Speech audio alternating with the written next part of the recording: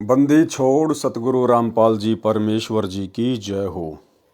परम पिता परमात्मा सारी सृष्टि के रचनहार कुल मालिक असंख्य ब्रह्मांडों के स्वामी जगत गुरु तीनों लोकों में प्रवेश करके सबका भरण पोषण करने वाले राजाधिराज आत्माधार नाथों के नाथ देवों के देव महादेव सर्वेश्वर महेश्वर मृत्युंजय अजरो अमर आदि अनादि सनातनी प्रभु जगत पिता जगदीश्वर श्री श्री 1008 की उपाधि के वास्तविक अधिकारी अकाल मूर्त शब्द स्वरूपी राम वासुदेव सर्वगतम ब्रह्म परम पूज्य प्रथम पूज्य परम संत परम पुरुष परम धनी परम दयालु सत्य कबीर हक्का कबीर अल्लाह अकबर बाखबर अल्लाह ताला जगत के तारणहार जगत के मुक्तिदाता जगत के जगन्नाथ हारे के सहारे हिंदुओं के राम मुसलमानों के अल्लाह सिखों के वाहिगुरु ईसाइयों के मसीह दया के सागर दया निधि करुणा के सागर करुणा निधि स्वयंभू परिभू संकट मोचन कष्ट हरण मंगल करण दुख भंजन अविगत कबीर निर्विकार निर्विषम परमात्मा अलय अलेख सतगुरु आदि अनादि सतगुरु असली मर्यादा पुरुषोत्तम असली राम असली कृष्ण असली घनश्याम असली मुरारी राजाओं के राजा महाराजाओं के महाराजा शहंशाहों के शहंशाह सम्राटों के सम्राट भगवानों के भगवान अल्लाहों के अल्लाह प्रभुओं के प्रभु मसीहाओं के मसीह सच्चे वाहिगुरु बाबाओं के बाबा पीरों के पीर सेठों के सेठ जगत सेठ सावड़सा सेठ सर्वगुण संपन्न अनंत कोटि कलाओं के स्वामी अनंत कोटि ब्रह्मांडों के नायक योगियों में महायोगी ध्यानियों में महाध्यानी सिद्धों में परम सिद्ध ज्ञानियों में तत्व ज्ञानी ब्रह्म ज्ञानी महाज्ञानी परम ज्ञानी सर्वश्रेष्ठ ज्ञानी विज्ञानी युवा कबीर समरथ कबीर असमवात अमित ओजा सच्चे रहनुमा करीम अल्लाह सुभान अल्लाह दुनिया के अंतिम पैगंबर 8 सितंबर 1951 से गांव धनाना जिला सोनीपत हरियाणा भारतवर्ष की पावन भूमि पे प्रकट रियल कल की भगवान श्री नारायण साकार हरि श्री बाबा साहेब शब्द स्वरूपी राम संत श्रोमणी सतगुरु रामपाल जी परमेश्वर जी के चरण कमल में साध संगति से जुड़े हुए देश विदेश से आप और हम सभी सत्सेवक भाई बहनों का अनंत कोटि दंडवत प्रणाम। सत्साई भाई और बहनों, दया परमपिता परमेश्वर जी की सारी सृष्टि के रचनहार सतगुरु रामपाल जी परमेश्वर जी की जिनके शुभ आशीर्वाद से जिनकी विशेष रजा से आप और हम सभी सत्सेवक भाई बहन साध संगति से जुड़कर गुरुदेव भगवान के तत्व ज्ञान को आधार बनाकर दृढ़ता के साथ अपनी आत्मा के कल्याणार्थ हेतु भक्ति मार्ग पर निरंतर आगे की ओर बढ़ रहे हैं। भाई और बहनों, ये कलयुग की बिचली पीढ़ी में साध संगति का नसीब होना गुरुदेव भगवान का विशेष प्रसाद है और गुरुदेव की इस विशेष मेहर को हमने आजीवन इसी प्रकार से मर्यादाओं में रहकर भक्ति करते हुए गुरु को इष्ट मानकर बनाए रखना है। तो भाई और बहनों, पूज्य गुरुदेव जी के कर कमल से लिखित पवित्र ग्रंथ कबीर सागर के सरलार्थ के ऊपर वीडियो बनाने की श्रृंखला जारी है। इसी श्रृंखला में आज हमारा ये 59 नंबर का वीडियो है। प्रत्येक वीडियो में गुरुदेव भगवान के आशीर्वाद से हमें बहुत कुछ समझने और सीखने को मिलता है। आज के वीडियो में भी हमें विषय विकारों को लेकर गुरुदेव भगवान के आशीर्वाद से बहुत कुछ सीखने को मिलेगा और इसके अलावा आदरणीय गरीबदास जी महाराज जी के सदग्रंथ साहिब से सतगुरु रामपाल जी परमेश्वर जी ने कुछ शब्द भी शामिल किए हैं। उन शब्दों को हम पढ़ेंगे, उनको पढ़ने मात्र से भी हम पुण्य के भागी बनते हैं। तो वीडियो में आगे बढ़ते हैं। कबीर सागर का सरलार्थ पेज नंबर 574 अध्याय गुरु महात्म्य का सारांश। कबीर सागर में 39वां अध्याय गुरु महात्म्य पृष्ठ 1895 पर है। गुरु महात्म्य पहले सुमिरन बोध में इसी पुस्तक के पृष्ठ 451 पर लिख दिया है। इसमें केवल एक राजा बंकेज को शरण में लेने की कथा है। उसको सतयुग में शरण में लिया था। उसकी 17 स्त्रियों तथा 50 लड़कों ने दीक्षा ली थी। राय बंकेज को सतयुग में धर्मदास जी की तरह शरण में लेकर गुरु पद दिया था। अध्याय जीव धर्मबोध का सारांश। कबीर सागर में 40वां अध्याय जीव धर्मबोध पेज नंबर 1913 पर है। इस अध्याय में जीव के गुण धर्म की जानकारी दी गई है। परमेश्वर कबीर जी ने कहा है कि जीव मानव शरीर प्राप्त करके अपने आप को प्रभु मान बैठता है, अहंकार करता है कि मैंने ये कर दिया, मैं ये कर दूंगा, मेरे पास इतना धन है, वह इतनी कीमती गाड़ी है। सत्संग और संत के अभाव से वह मान बैठता है कि मैं सदा ऐसे ही सुखी रहूंगा। भूलवश ये भी विचार करता है कि अगले जन्म में फिर मानव बनकर आनंद करूंगा। परमेश्वर कबीर जी ने समझाया है कि नाम सुमर ले शुक्रम कर ले, कौन जाने कल की खबर नहीं पल की। सर्व सोने की लंका होती, रावण से रणधीरम, एक पलक में राज विराजी, यम के पड़े जंजीरम। दुर्योधन से राजा होते, संग इकोतर भाई, 11 शोणी संग चले थी, देही गीद ना खाई। उदय अस्त बिच चक्र चले थे, ऐसे जन ठकुराई, चुणक ऋषि स्वर कल्प किया, तब खोज न पाया राही। 60,000 सगड़ के होते, कपिल मुनीश्वर खाए, एक सुपुत्र उत्तान पात का, स्वर्ग में पद पाए। मर्द गर्द में मिल गए, रावण से रणधीरम, कंस के सिचानूर से, हिरणाकुश बलवीरम। तेरी क्या बुनियाद है, जीव जन्म धर लेत, गरीबदास हरि नाम बिना, खाली परसी खेत। क्या मांगू कुछ थिर ना रहाई, देखत नैन चल्या जग जाई। 1 लख पूत 1.25 लख नाती, तारावण घर दिया न बाती। आवत संग ना जात संगाती, क्या भया दर बांधे हाथी। बहुत प्यारी नारी जग माही, मात पिता जाके सम नाही। जाहि कारण नर शीस जो देही, मृत्यु समय वह नहीं सनेही। निज सवारथ कह रोदन करही, फिर पर नर में चित धरही। सुत परिजन धन सौपन सनेही, सत्य नाम गहु निज मत येही। निज तन संप्रिय और नयाना, सो भी संग ना चले नदाना। भावार्थ किया है गुरुदेव ने। परमेश्वर कबीर जी ने जीव का धर्म बताया है कि जीव धर्म बंधन में बंधा है। कर्मानुसार राजा बन जाता है, राजा बनकर स्वयं को मालिक समझ लेता है, विरोध करने वालों को मार डालता है। कोई कमजोर राजा दिखाई देता है तो उसके राज्य को हड़पने की योजना बनाता है। यदि वह सीधे से राज्य देने को सहमत नहीं होता है तो उससे युद्ध करके हजारों सैनिकों को मारता है। वह पाप अपने सिर पर धर लेता है। दूसरे के धन को छीनने का भी दोष अपने सिर पर धरकर कुछ समय पश्चात मर जाता है या किसी अन्य राजा द्वारा मार दिया जाता है। मृत्यु उपरांत राजा गधे का जन्म प्राप्त करता है।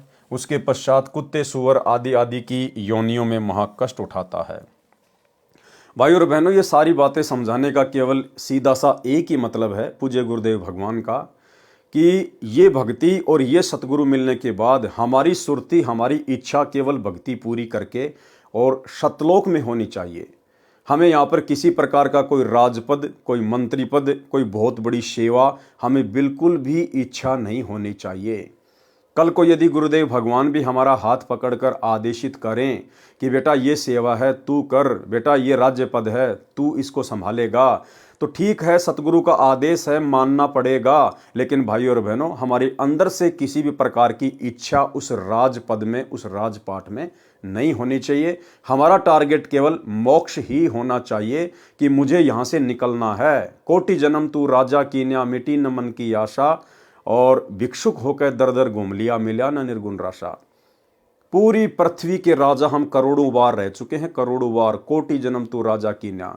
जब उन जन्मों में हमारी इच्छाएं पूरी नहीं हुई तो भला ये 5-10 वर्ष एक छोटे से क्षेत्र का राजा बनकर मैं कौन सी अपनी इच्छा पूरी कर लूंगा। और यदि कहीं न कहीं गलती हो गई तो फिर मोक्ष से हमारा पैर फिसल जाएगा। इसलिए हमारे अंदर तो कोई इच्छा किसी प्रकार की होनी नहीं चाहिए। सतगुरु यदि आदेश दें तो केवल उनके आदेश को फॉलो करते हुए हमने अपना वो कर्म निभाना है। बाकी हमारा धर्म केवल यही है कि हमने मुक्ति प्राप्त करनी है। ऊपर की वाणियों में यही सिद्ध किया गया है कि दुर्योधन राजा था, राज्य की लड़ाई में मारा गया। ऐसा दुर्भाग्य वाला था कि मृत्यु उपरांत उसकी देह यानी शरीर पक्षियों के खाने योग्य भी नहीं थी कि उसके शरीर को खाकर कोई गिद्ध जैसा पक्षी दुआ देता, क्योंकि उसकी माता गांधारी के आशीर्वाद से दुर्योधन पर्दे को छोड़कर सर्व बजर का हो गया था। राज्य भी नहीं रहा, स्वयं भी संपत्ति छोड़कर युद्ध में मारा गया। इसी प्रकार अन्य राजाओं की दुर्दशा हुई। मानधाता राजा था जो चक्रवर्ती यानी पूरी पृथ्वी का शासक था। चुनक ऋषि से लड़ाई हुई, सर्व सेना मारी गई, स्वयं भी मृत्यु के उपरांत चूहा बनकर धरती के अंदर बिल बनाकर रहा। फिर अन्य प्राणियों की योनियों में भटक रहा है। फिर बताया है कि राजा उत्तानपाद का एक सुपुत्र ध्रुव है, भक्ति करके राजा भी बना और स्वर्ग भी गया। फिर बताया है कि प्रत्येक व्यक्ति की धारणा है कि मेरा वंश चले।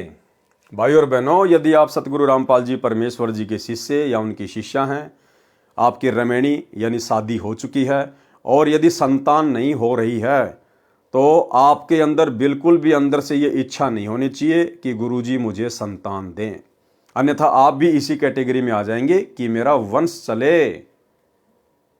वो परमेश्वर की मौज है, परमात्मा संस्कार बढ़ाना चाहता है या काटना चाहता है, हमने उसकी रजा में राजी रहना है। हमारे अंदर से इच्छा नहीं होनी चाहिए कि परमात्मा एक बेटा या एक बेटी तो होनी ही चाहिए, बिल्कुल भी नहीं। फिर बताया है कि प्रत्येक व्यक्ति की धारणा है कि मेरा वंश चले, मैं अपनी संतान को सुखी करने के लिए धन इकट्ठा कर दूं।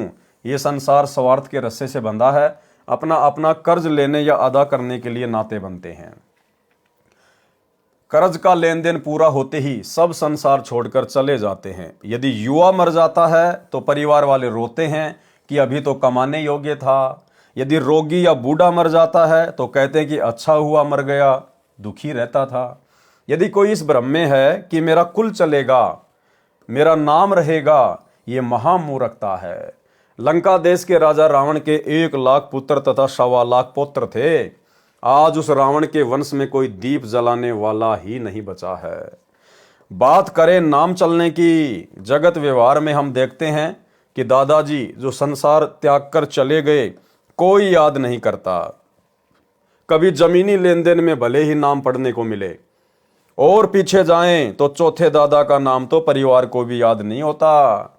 जो ये विचार रखता है कि मेरा नाम चल जाए, ये तो आप जी ऊपर पढ़ चुके हैं कि कैसा नाम चलेगा। फिर कुत्ते का जन्म या कुतिया का जन्म प्राप्त करेगा तो फिर कुत्तों में खानदान हो जाएगा। फिर गधा बनेगा तो गधा कुल चलेगा। इस प्रकार परमेश्वर कबीर जी ने एक बात में स्पष्ट कर दिया कि सतनाम सुमर ले और शुक्रम अच्छे धार्मिक कर्म कर ले, मृत्यु कभी भी हो सकती है।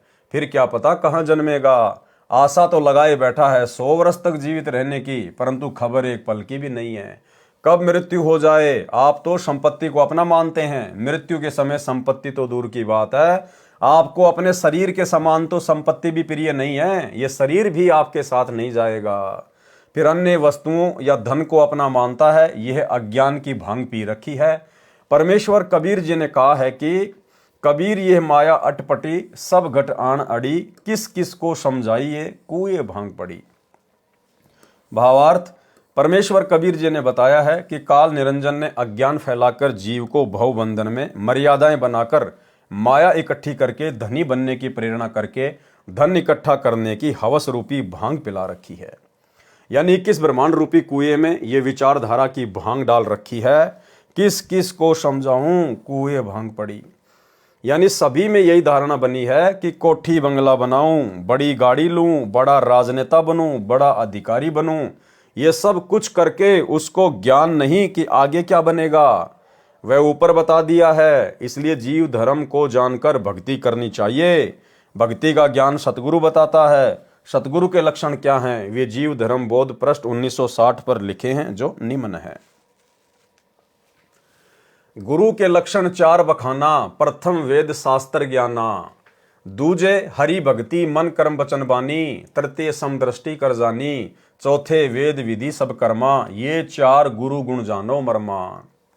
भावार्थ, परमेश्वर कबीर जी ने स्पष्ट किया है कि गुरु के 4 लक्षण हैं। एक तो यह है कि वह सर्व वेदों तथा शास्त्रों का ज्ञाता होना चाहिए। दूसरे, परमात्मा की भक्ति करे, अन्य देवी या देव की भक्ति नहीं करता, केवल एक पूर्ण परमात्मा की भक्ति करता तथा करवाता है। तीसरा लक्षण है कि वह सब शिष्यों को एक दृष्टि से देखता है, यानी धनी या निर्धन में अंतर नहीं समझता, सबके साथ एक जैसा व्यवहार करता है। चौथा लक्षण पूर्ण सतगुरु का है कि वह सर्व भक्ति कर्म वेद विधि के अनुसार करता तथा करवाता है। यानी जो प्रमाणित वेदों में भक्ति क्रियाएं लिखी हैं वही भक्ति करता तथा अनुयायियों से करवाता है। संत गरीबदास जी ने अपनी अमृतवाणी में कहा है, गरीब सतगुरु के लक्षण कहूं मधुरे बैन विनोद, 4 वेद 60 शास्त्र कहे 18 बोध। भावार्थ, सतगुरु सर्व शास्त्रों का ज्ञाता होता है, उन्हीं से सत्संग करके ज्ञान कहता है। पूर्ण सतगुरु के अन्य लक्षण, सोई गुरु पूरा कहावे, जो 2 अक्षर का भेद बतावे। 2 अक्षर यानी सतनाम। एक लखावे एक छुड़ावे, जब प्राणी निज घर को जावे। संत नानक जी ने भी कहा है कि जे तू पढ़या पंडित, बिन 2 अक्षर बिन 2 नावा, प्रणवत नानक एक लंगाए, जेकर सच समावा। परमेश्वर कबीर जी ने कहा है कि कहे कबीर अक्षर 2 भाक, होगा खसम तो लेगा राख। 2 अक्षर का भेद उपरोक्त महापुरुषों श्री नानक देव जी तथा परमेश्वर कबीर जी तथा संत गरीबदास जी के अतिरिक्त कोई नहीं जानता था, या अब मुझ दास पर कृपया हुई है। सतनाम में 2 अक्षर हैं, एक ओम है, दूसरा अक्षर उपदेशी को दीक्षा के समय बताया जाता है। श्रीमद् भगवद गीता अध्याय 17 मंत्र 23 में कहा है कि सच्चिदानंद घन ब्रह्म यानी परमेश्वर की भक्ति 3 मंत्रों ओम तत्सत का जाप करने का निर्देश है। सृष्टि की आदि में तत्वदर्शी संत यही भक्ति करते तथा कराते थे। सृष्टि की आदि में, सृष्टि की आदि क्या होती है भाई और बहनों? सृष्टि की शुरुआत में तत्वदर्शी संत यही भक्ति करते तथा कराते थे। सृष्टि की आदि में तो कौन हुआ तत्वदर्शी संत? स्वयं कबीर भगवान। मनुष्य भी जीव है, ये जीव विशेष में गिना जाता है। अन्य सामान्य जीव हैं। मानव जीव को अपना मोक्ष कराने का अवसर प्राप्त होता है, जो अन्य जीवों को नहीं होता है। जीव धर्म बोध में मानव के लिए प्रेरणा है। मानव को बताया गया है कि जो भक्ति नहीं करते वे अपना मानव जीवन नष्ट करके जाते हैं। जो भक्ति करते हैं उनकी भक्ति शास्त्र अनुकूल नहीं है तो भी उनका मानव जीवन व्यर्थ हो जाता है। जिनको पूर्ण सतगुरु नहीं मिला वे भक्ति करके भी असफल रहते हैं। जो भगत एक पूर्ण परमात्मा की भक्ति न करके अन्य देवी देवताओं या तीर्थों व्रतों तक सीमित हैं, वे भी मानव जीवन का वास्तविक लाभ नहीं उठा पाते। जो ब्रह्म की साधना करते हैं वे भी पूर्ण मोक्ष प्राप्त नहीं करते। जो श्रीमद् भगवद गीता अध्याय 18 श्लोक 62 तथा अध्याय 15 श्लोक 4 में बताया है। गीता ज्ञानदाता ने कहा है कि हे अर्जुन, तू सर्व भाव से उस परमेश्वर की शरण में जा, उसकी कृपा से ही तू परम शांति को तथा सनातन परम धाम शाश्वत स्थानम को प्राप्त होगा। गीता अध्याय 18 श्लोक 62। परम शांति उसे कहते हैं जब जीव का जन्म मरण का चक्कर समाप्त हो जाता है, उसका जन्म नहीं होता।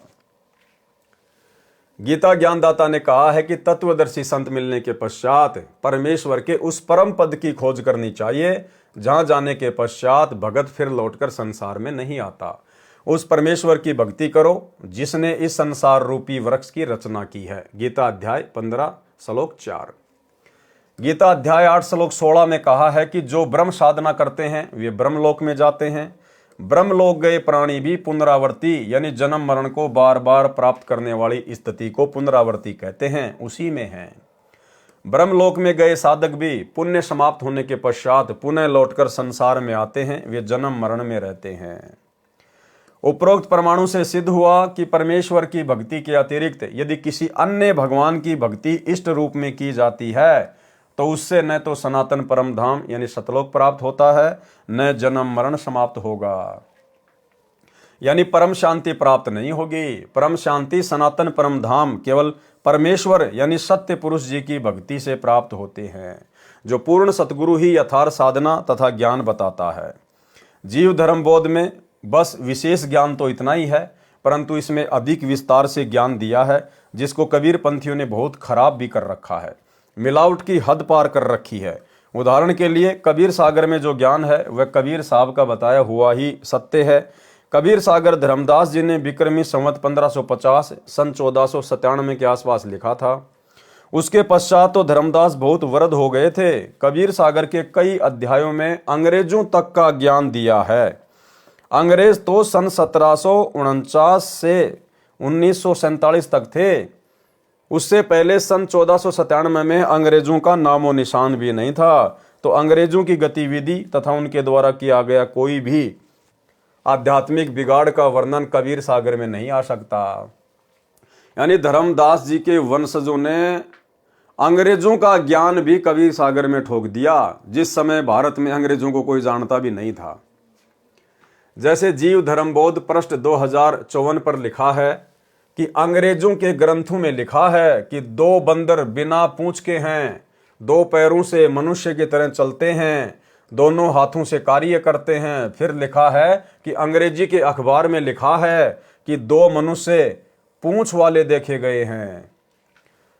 अंग्रेजों के ग्रंथन माही, बिन पूंछ वानर ये आही। अंग्रेजी के अखबार बखाने, द्वय मानुष दूमकार लखाने। दोनों पगते नर ज्यों चाले, दोनों हाथ काम में डाले। हवस देश के जंगल जवहां, द्वय मानुष दूम युक्त रहे तवहां। अब बताओ कौन समझ सकता है परमात्मा के बिना? कौन संदेह व्यक्त करेगा कि भैया कबीर जी की वाणियां नहीं होंगी? इसी प्रकार से काल ने कबीर पंथियों से सेट करवा रखी है। अंग्रेजों के अखबार तक का नाम लिख दिया गया। बताओ, उस समय ना तो कोई अंग्रेज जानता था, ना उस समय अमेरिका की खोज हुई थी, लेकिन जबरदस्ती काल प्रेरणा से कबीर पंथियों ने क्या क्या ठोक दिया। जीव धर्म बोध पृष्ठ 2055 पर लिखा है कि अमेरिका में एक दादुर मेंढक है। जब वह रोता है तब अमेरिका में कलेश यानी झगड़ा होता है। बताओ, कबीर पंथियों ने लिख दिया कि अमेरिका में एक ऐसा मेंढक है, जब वो मेंढक रोता है तो घर घर में झगड़ा शुरू हो जाता है। इतनी मिलावट कर रखी है। दादुर एक अमेरिका देसा, रुदन करे जब लह कलेशा। विचार करें, परमेश्वर कबीर जी सशरीर सतलोक सन 1518 में गए। उस समय तक न तो कोई अखबार प्रचलित था और न अंग्रेजी भाषा थी, न कोई अमेरिका देश का नाम जानता था। इससे सिद्ध है कि कबीर सागर में यह मिलावट की गई है। परमेश्वर कबीर जी की कृपा से अब यथार्थ ज्ञान प्रकाशित किया जा रहा है। इसी प्रकार अन्य पृष्ठों पर गड़बड़ी कर रखी है जो त्यागने योग्य है। इसलिए कबीर सागर का सरलार्थ पुस्तक बनाई है, जो सत्य असत्य को भिन्न भिन्न करके बनाई है। जीव धर्मबोध पेज 5 व 6 पर दोहे हैं। कौन धर्म है जीव को, सब धर्मन सरदार। जाते पावे मुक्ति गति, उतरे भव निधि पार। जब लो नहीं सतगुरु मिले, तब लो ज्ञान नहीं होए। ऋषि सिद्धि तपते लहे, मुक्ति का पावे कोई। भावार्थ, जीव क्या धर्म यानी गुण है। मनुष्य का धर्म यानी मानव धर्म सब धर्मों का मुखिया है। जीव हमारी जाति है, मानव धर्म हमारा। हिंदू मुस्लिम सिख ईसाई धर्म नहीं कोई न्यारा। ये दोहा मुझदास रामपाल दास द्वारा निर्मित किया गया है। मनुष्य जन्म प्राप्त जीव का धर्म मानवता है। यदि मानव में मानवता यानी इंसानियत, नेक चाल चलन, अच्छा व्यवहार नहीं है तो वह अन्य जीवों जैसा तुच्छ प्राणी है। अन्य जीव यानी पशु पक्षी जलचर क्या करते हैं? दुर्बल का आहार छीनकर खा जाते हैं, दुर्बल के साथ मारपीट करते हैं, मारकर भी खा जाते हैं। किसी असहाय पशु को घाव हो जाता है तो कौवे नोच नोच कर खाते हैं। वर्तमान में डिस्कवरी फिल्मों में देखने को मिलता है कि जंगल में घास चर रहे भैंसे को 5-6 शेर शेरनी घेर कर उसके ऊपर चढ़कर तथा आगे पीछे से फाड़ कर खाते हैं। भैंसा गिर जाता है, चिल्ला रहा है, शेर मस्ती से जीवित को खा रहे हैं। अन्य पशुओं जैसे गाय, जंगली मृग, नीलगाय आदि, नीलगाय को तो गर्दन दबाकर पहले मारते हैं, उसकी गर्दन को तब तक दबाए रखते हैं जब तक मर न जाए, फिर खाते हैं। परंतु भैंसे की गर्दन उनसे दब नहीं सकती थी, इसलिए जिंदा को खा रहे थे। इसी प्रकार वे मनुष्य हैं जो दुर्बल की संपत्ति पर कब्जा कर लेते हैं, लूट लेते हैं, चोरी कर लेते हैं। दुर्बल परिवार की बहन बेटियों से भी बदसलूकी यानी दुर्व्यवहार करते हैं, इज्जत तक लूट लेते हैं। ऐसे धर्म गुण वाला मानव पशु श्रेणी में आता है। भले वह मानव दिखाई देता है, उसका नाम मानव है, उसमें गुण मानव के नहीं है। जब तक जीव में मानवता नहीं है तो वह मानव शरीर में भी जानवर है, उसमें गुण मानव के नहीं है। जब तक जीव में मानवता नहीं है तो वह मानव शरीर में भी जानवर है। इस जीव धर्मबोध अध्याय का बस इतना ही सारांश है, फिर भी प्रत्येक पृष्ठ का थोड़ा थोड़ा विश्लेषण करता हूं। जीव धर्मबोध पृष्ठ 7 से 21 तक का सारांश। पृष्ठ 6 का सारांश ऊपर कर दिया गया है। अब पृष्ठ 7 से 21 तक का सारांश वर्णन करता हूं। पृष्ठ 7 से 21 तक बताया है कि जीव को काम यानी भोग विलास की इच्छा, क्रोध, मोह, लोभ तथा अहंकार विशेष प्रभावित करते हैं। ये 5 विकार कहे गए हैं। इनके सूक्ष्म स्वरूप को इनकी प्रकृति कहा जाता है, जो संख्या में प्रत्येक की 5-5 हैं, जो 25 प्रकृति कहलाती हैं। जीव धर्मबोध पृष्ठ 7 पर विशेष ज्ञान है, जो श्रीमद् भगवद गीता अध्याय 13 से मेल करता है। नाम शरीर क्षेत्र सो जाना, तेहि अंदर बाहर का ज्ञान। जो विकल्प कारण गाई, चित शक्ति क्षेत्रज कहाई। नाम तासु क्षेत्रज कहीजे, सो सब वासना से भीजे। इस पृष्ठ पर एक वाणी पुराने कबीर सागर में है जो नहीं लिखी गई है। क्षेत्री नाम जीव कहलाई, जाको ये देही दीनी साई। भावार्थ, शरीर को क्षेत्र यानी खेत कहते हैं। जिस जीव को शरीर प्राप्त होता है वह क्षत्रिय कहा जाता है।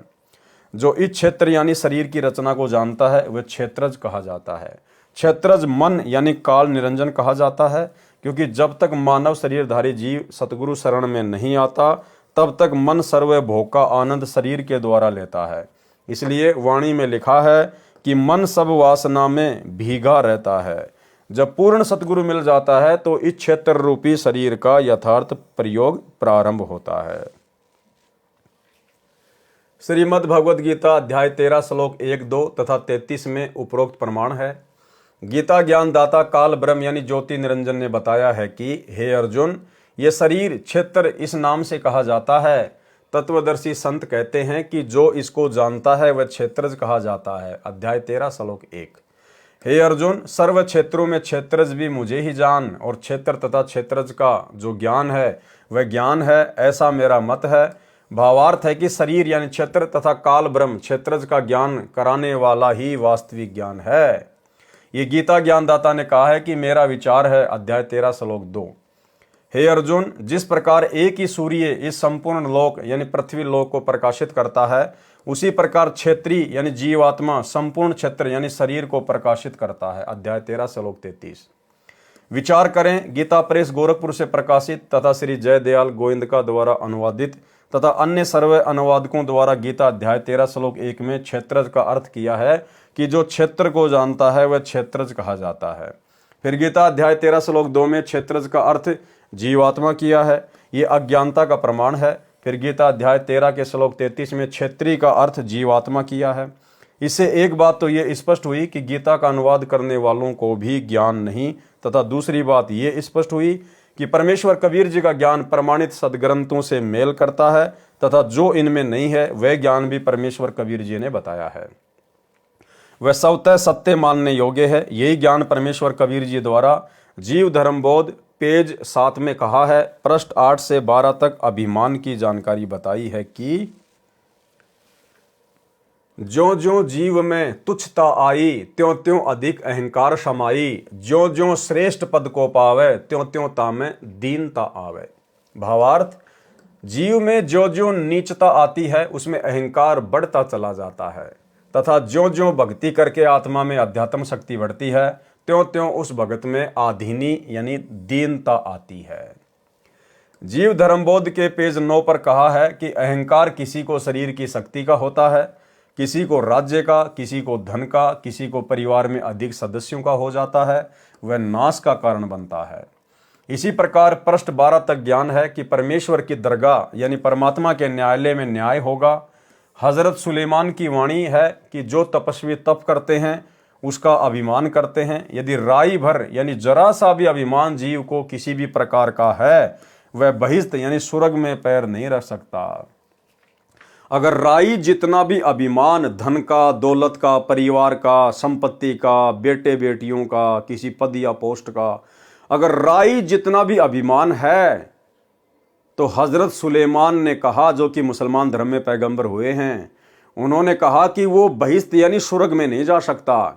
तो सोचिए भाई और बहनों, हमें तो सतलोक में जाना है। तो सोचिए आप और हमारे अंदर तो नामो निशान ही खत्म हो जाना चाहिए सतगुरु आशीर्वाद से, भक्ति के प्रभाव से, अभिमान और अहंकार का।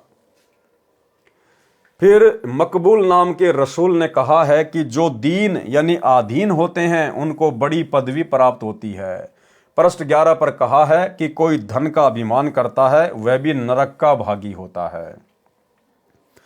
कबीर सब जग निर्धना, धनवंता ना कोई, धनवंता सो जानिए राम नाम धन होई। प्रथम अमीर कबीर भया, पुनी अकबर अल्लाह, सो कबीर अकबर सोई, कहे कि ब्रिया ताहा।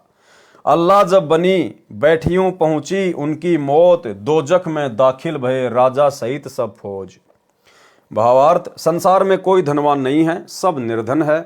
यदि कोई सांसारिक धनवान है तो मृत्यु के उपरांत बाद में वो निर्धन है। केवल भगत ही धनवान है और कोई धनवान नहीं है। संसार में या तो कबीर धनवान है या अकबर अल्लाह। कबीर या अल्लाह अकबर एक ही है। अन्य व्यक्ति जो अपने आप को परमात्मा मानता है, जैसे वर्तमान में जज अपने आप को लॉर्ड मानते हैं, यदि कोई वकील खासकर हाई कोर्ट तथा सुप्रीम कोर्ट के जजों को माई लॉर्ड यानी मेरे मालिक कहकर संबोधित नहीं करते तो उनको कोर्ट से लाभ मिलने का अवसर कम होता है। जीव को होना चाहिए अधीन। बिना आध्यात्मिक ज्ञान के कारण जीव स्वयं को परमात्मा के तुल्य मानता है तो उसकी भारी भूल है, वह नरक में डाला जाता है। पृष्ठ 12 पर कहा है कि जिन्होंने सिर उठाया यानी अभिमान किया उनका सिर टूटा है। जीव धर्मबोध पेज 13 से 16 तक काम यानी सेक्स के अवगुण बताए हैं। इनमें कुछ वाणी छोड़ी गई है, कुछ जोड़ी गई है। यथार्थ ज्ञान संत गरीबदास जी ने बताया है, जो संत गरीबदास जी की अमृतवाणी में नारी के अंग में लिखी है। इस जीव धर्मबोध में केवल नारी को दोषी बताया है। ये कबीर पंथियों का गलत नजरिया रहा है, जिन्होंने कबीर जी के ग्रंथ का नाश किया है। जो घर त्याग कर या तो आश्रमों में रहते थे या विचरण करते थे, जिन्होंने विवाह नहीं किया था, उन्होंने अपने आप को उत्तम सिद्ध करने के लिए एक तरफा वाणी लिखी है। जो नारी पक्ष की वाणी थी वे काट दी गई हैं। संत गरीबदास जी ने अपनी वाणी में परमेश्वर कबीर जी की विचारधारा लिखी है। अब भाइयों और बहनों, यहाँ पर नारी का अंग है और नारी के अंग के माध्यम से गुरुदेव भगवान विशेषकर आप और हम आत्माओं को सचेत करना चाहते हैं, जागरूक करना चाहते हैं। नारी यानी स्त्री अच्छी भी होती है और बुरी भी होती है, लेकिन हम जो उपदेशी भाई बहन हैं, हमने बहुत सावधान होकर चलना है।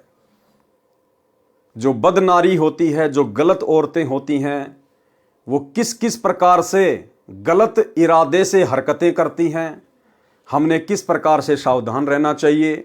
हमने केवल उनको आयु अनुसार अपनी बहन बेटी या माँ की नज़र से ही देखना चाहिए। और यदि हम यहाँ शरीर में रहते सहते अपनी आदतों को नहीं सुधारते हैं तो भाइयों और बहनों, शरीर छूटने के बाद सूक्ष्म शरीर में हमारे अंदर वही विषय वासना रहेंगी, वही हमारी सोच रहेगी और हम काल के द्वारा अपने झांसे में ले लिए जाएंगे। तो यह गरीबदास जी के सदग्रंथ साहिब से परमेश्वर ने कामी नर के अंग से कुछ वाणियाँ ली हैं, जिनको हम पढ़ेंगे गुरुदेव भगवान के आशीर्वाद से, क्योंकि ये वाणियाँ स्वयं सिद्ध हैं। गुरुदेव भगवान ने अपने कर कमल से लिखी हैं, तो इनको सुनने मात्र से भी हम ढेर सारे पुण्य के भागी बनेंगे। गरीब कामी करता ना भजै, हृदय सूल बबूल, ज्ञान लहरी फीकी लहरी,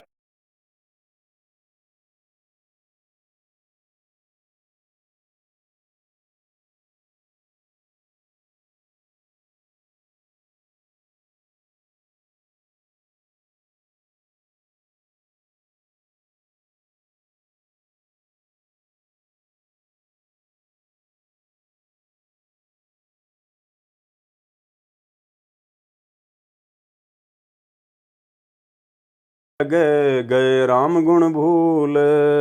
गरीब कामी कमंद चढ़ नहीं, हृदय चंचल चोर, जाका मुख नहीं देखी ये पापी कठिन कठोर।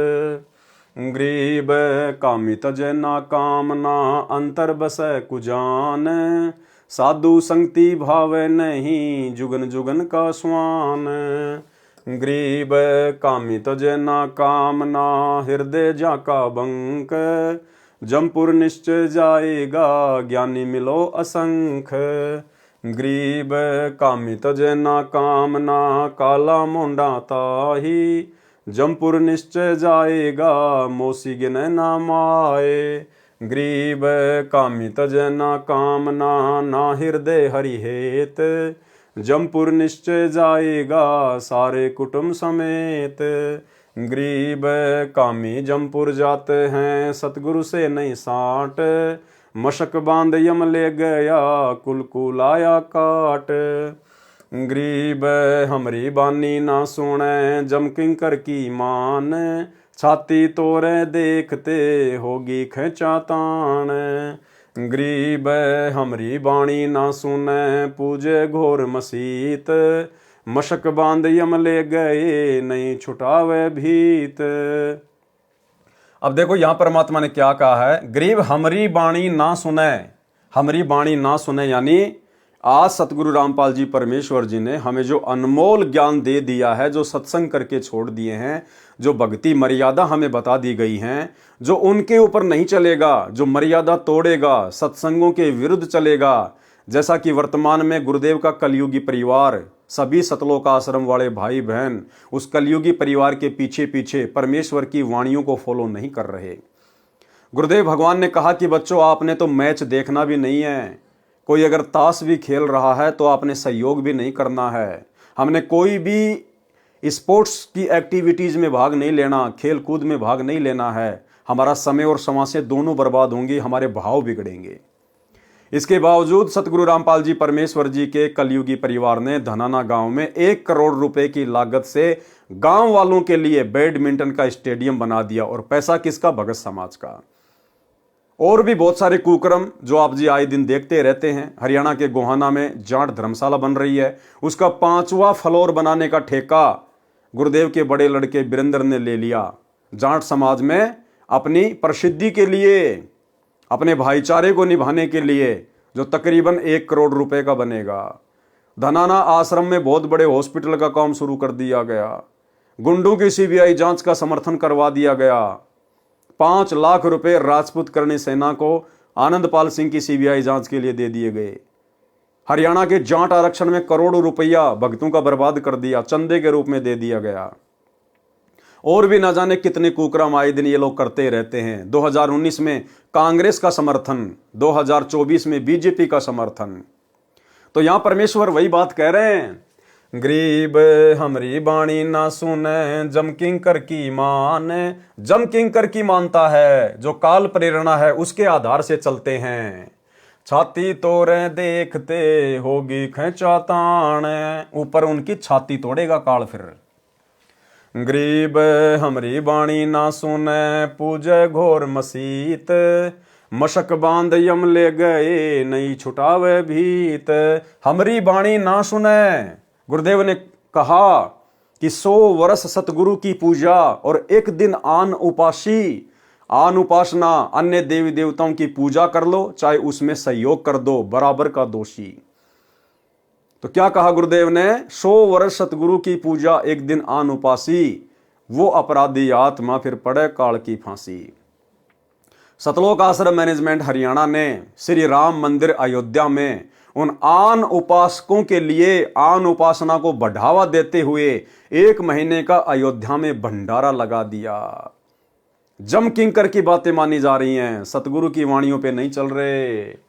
गरीब हमरी बाणी ना सुने, पूजे घोर मसीत, मशक बांध यम ले गए नहीं छुटावे भीत। गरीब हमरी बाणी ना सुने, देवल पूजन जाए, मशक बांध यम ले गए जुगन जुगन डकाए। गरीब हमरी बाणी ना सुने, ना सतगुरु का भाव, मशक बांध यम ले गए देकर बहुत संताव। गरीब कामी केला वृक्ष है अंदर से थोता, सतगुरु सतगुरु कहते है जू पिंजर तोता। जो कामी नर होता है सतगुरु की शरण में आने के बाद भी जो विषय विकारों से दूर नहीं होता है, कहते हैं वो तो केले का पेड़ है, अंदर से थोता है, यानी भक्ति वक्ति नहीं है उसके अंदर। वो दिखाई देता है भगत, लेकिन जो विषय विकारों में पड़ा हुआ है उसके अंदर भक्ति नहीं है, वो तो केले के पेड़ की तरह थोता है। और सतगुरु सतगुरु कहते हैं जूं पिंजर तोता, जैसे पिंजरे का तोता, इस प्रकार से वो भगत होता है। केवल ऊपरी जुबान से सतगुरु सतगुरु अपने गुरु को भगवान भगवान कहता है, लेकिन अंदर से सारे विषय विकार ज्यों के त्यों है। इसलिए गुरुदेव भगवान ने हमें नित्य नियम में एक वाणी लिख के दी है कि कामी क्रोधी लालची इनसे भक्ति ना होए, भक्ति करे कोई शूरमा जाति वर्ण कुल खोए। भाई और बहनों, साध संगति से जुड़े हुए भाई बहनों के ऊपर ये वाणी बिल्कुल परफेक्ट सिद्ध होती है। परमेश्वर की विशेष रजा इन सभी विषय विकारों से दूर हटने की केवल सत्सेवकों पे हुई है। काम क्रोध लोभ लालच जाति और कुल धर्म, इन सब के अभिमान को हमने तोड़ फेंका है। गरीब कामी केला वृक्ष है अंदर से थोता, सतगुरु सतगुरु कहत है जू पिंजर तोता। गरीब कामी का गुरु कामिनी जैसे मीठी खांड, जोगनी जमपुर ले गई मारे भड़वे भांड। गरीब कामी कीड़ा नरक का अंतर नहीं विवेक, जोगनी जमपुर ले गई क्या जिंदा क्या शेख। क्या कह रहे हैं परमात्मा, गरीब कामी कीड़ा नरक का और अंदर नहीं विवेक। जो कामी पुरुष है परमात्मा ने उसको नरक का कीड़ा बताया कि उसके अंदर विवेक नहीं है। अरे एक तरफ तो हम इस ब्रह्मा जी का ऋण उतारने के लिए ओम नाम की कमाई कर रहे हैं, गुरुदेव के द्वारा दिए गए सत भक्ति मंत्रों का जाप कर रहे हैं ताकि हम ऋण मुक्त हो जाएं, और दूसरी तरफ हम विषय भोग में पड़कर उसी ब्रह्मा जी का कर्जा चढ़ा रहे हैं। एक तरफ तो मटके में पानी डाल रहे हैं कि पानी पिएंगे परिवार की प्यास बुझेगी, और दूसरी तरफ नीचे जानबूझ के उसमें छेद कर रहा है। तो परमेश्वर ने कहा कि उसके अंतर में विवेक नहीं है, वो तो नरक का कीड़ा है। जोगनी जमपुर ले गई, जोगनी यानी ये माया, ये दुर्गा, ये उसको जमपुर ले जाएगी, क्या जिंदा क्या शेख है। गरीब कामी कीड़ा नरक का अंतर नहीं विवेक, जोगनी जमपुर ले गई क्या जिंदा क्या शेख। गरीब कामी कीड़ा नरक का क्या बैराग सन्यास, चाहे बैराग लेके भक्ति कर रहा है चाहे सन्यास लेके भक्ति कर रहा है, अगर इन विकारों से दूर नहीं हटा तो भाई जोगनी जमपुर ले गई बीते बहुत तिराश। गरीब कामी कीड़ा नरक का क्या सट दर्शन भेष, जोगनी जमपुर ले गई टुक आपा भी देख। गरीब साकट के तो हरता करता, संतों के तो दासी, ज्ञानी के तो धूमक धामा पकड़ लिया जम फांसी। गरीब साकट के तो हरता करता, संतों के तो चेरी, ज्ञानी के तो दारम दारा जक्कू दे है लोरी। गरीब तीन लोक में नाही अंगाई अजब चरित्र तेरे, सुर नर मुनि जन ज्ञानी ध्यानी कीने सकल मुझे रे। गरीब इंद्र के अर्धंगी नारी भई उर्वशी हूर, तीन लोक में डंका डाकनी मार लिए सब घूर। गरीब लोकपाल तो लूट लिए हैं नारद से मुनि ध्यानी, पारा ऋषि शिरंगी ऋषि मोहे सुन ले अकत कहानी। गरीब अजय पाल का किया अलूफा पकड़ी मछंदर खाया, कच्छ देश में गोरख पकड़े सतगुरु अन्न छुटाया। गरीब गोपी चंद भरतरी होते छोड़ गए अर्धंगी, सुखदेव आगे हुरंबा आई हो नाची है नंगी। गरीब बोले सुखदेव सुंदरी दूती तू हमरे क्यों आई, हम तो बाल जति बैरागी तू है हमरी माई। अब देखो भाइयों और बहनों, ये परीक्षाएं तीन लोक की भक्ति करने वालों की भी परमात्मा परीक्षा लेता है कि वे उन लोकों में जाने योग्य हैं या नहीं हैं।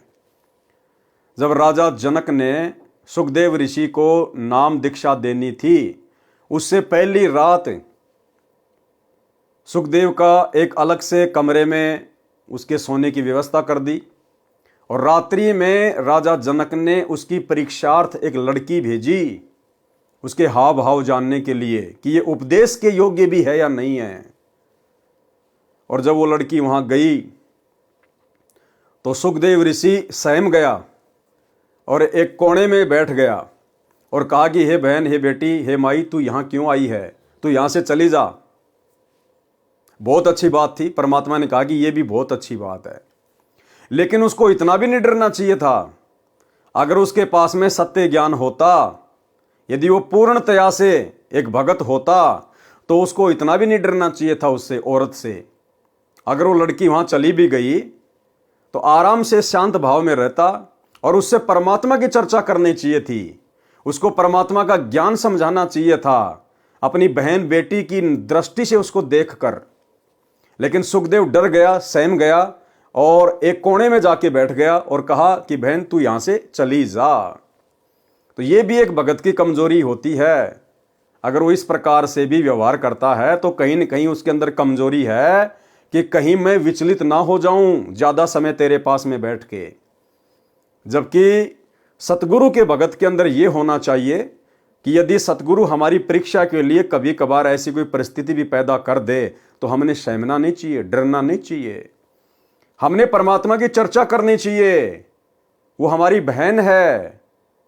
हमें गुरुदेव भगवान ने बताया कि पर नारी को देखिए बहन बेटी के भाव, कहे कबीर काम नाश का यही सहज उपाय।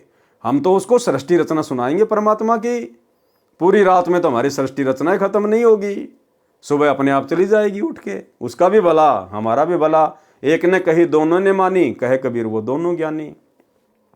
तो यदि कभी कभार हमारी भी परमात्मा परीक्षा ले ले, और लेगा परमात्मा, परिस्थिति चाहे कैसी भी बनानी पड़े, चाहे आपको अनजान रास्ते में कोई बहन बेटी मिले, या वैसे आप कहीं ट्रेन में जा रहे हैं, आप किसी बस में जा रहे हैं, आपके बराबर में आके कोई बहन बेटी बैठ गई है, उसका पैर आपके पैर से स्पर्श हो रहा है, उसका कंधा आपके कंधे से स्पर्श हो रहा है, चाहे बहन के पास कोई भाई आके बैठो या भाई के पास कोई बहन आके बैठो, तो वो उन भक्तों की परीक्षा होगी, चाहे स्त्री हो चाहे वो पुरुष हो। तो हमने तो केवल अपनी बहन बेटी समझकर ही बैठना है, और हमने अपनी सुरती को अपने परमात्मा के चरणों में उनके सुमरण में रखना है। तो इस प्रकार से सतगुरु भी भक्तों की परीक्षा लेगा, जैसे राजा जनक ने सुखदेव की ली थी। गरीब गोपी चंद भ्रतरी होते छोड़ गए अर्धंगी, सुखदेव आगे हुरंबा आई हो नाची है नंगी। गरीब बोले सुखदेव सुंदरी दूती तू हमरे क्यों आई, हम तो बाल जति बैरागी तू है हमरी माई। गरीब मैं तुम्हारी अर्धंगी नारी तू हमरा भरतार, स्वर्ग लोक से हम चल आई देखो नाच सिंगार। गरीब तुम्हारी नजर कुटिल है दूती कड़वे नैन कटारे, माता को तो नाता राखो हम हैं पुत्र तुम्हारे। गरीब सुल्तानी तज बलक बुखारा 16 सहन सहेली, 18 लाख तुरा जिन छाड़या बंके बाग हवेली। गरीब नारी नाही नाहरी बागनी बुरी बलाए, नागनी सब जग डस लिया सतगुरु कर सहाय। अब क्या कह रहे हैं परमात्मा कि सभी नारियां भी गलत नहीं है। नारी नाही नाहरी, नाहरी होती है बागनी। तो परमात्मा कहते हैं सभी औरतें गलत नहीं होती हैं। हाँ, जो औरतें जानबूझ के गलत हरकतें करती हैं वो तो बागनी के समान है। शेर की जो पत्नी होती है, शेरनी कहते हैं, वो तो शेरनी के समान है। जो गलत होती है, जिसकी नीयत गलत होती है, उससे तो भगत ने दूरी ही बना के रहना चाहिए। गरीब नारी नाही नाहरी बागनी बुरी बलाए, नागनी सब जग डस लिया सतगुरु करे सहाय।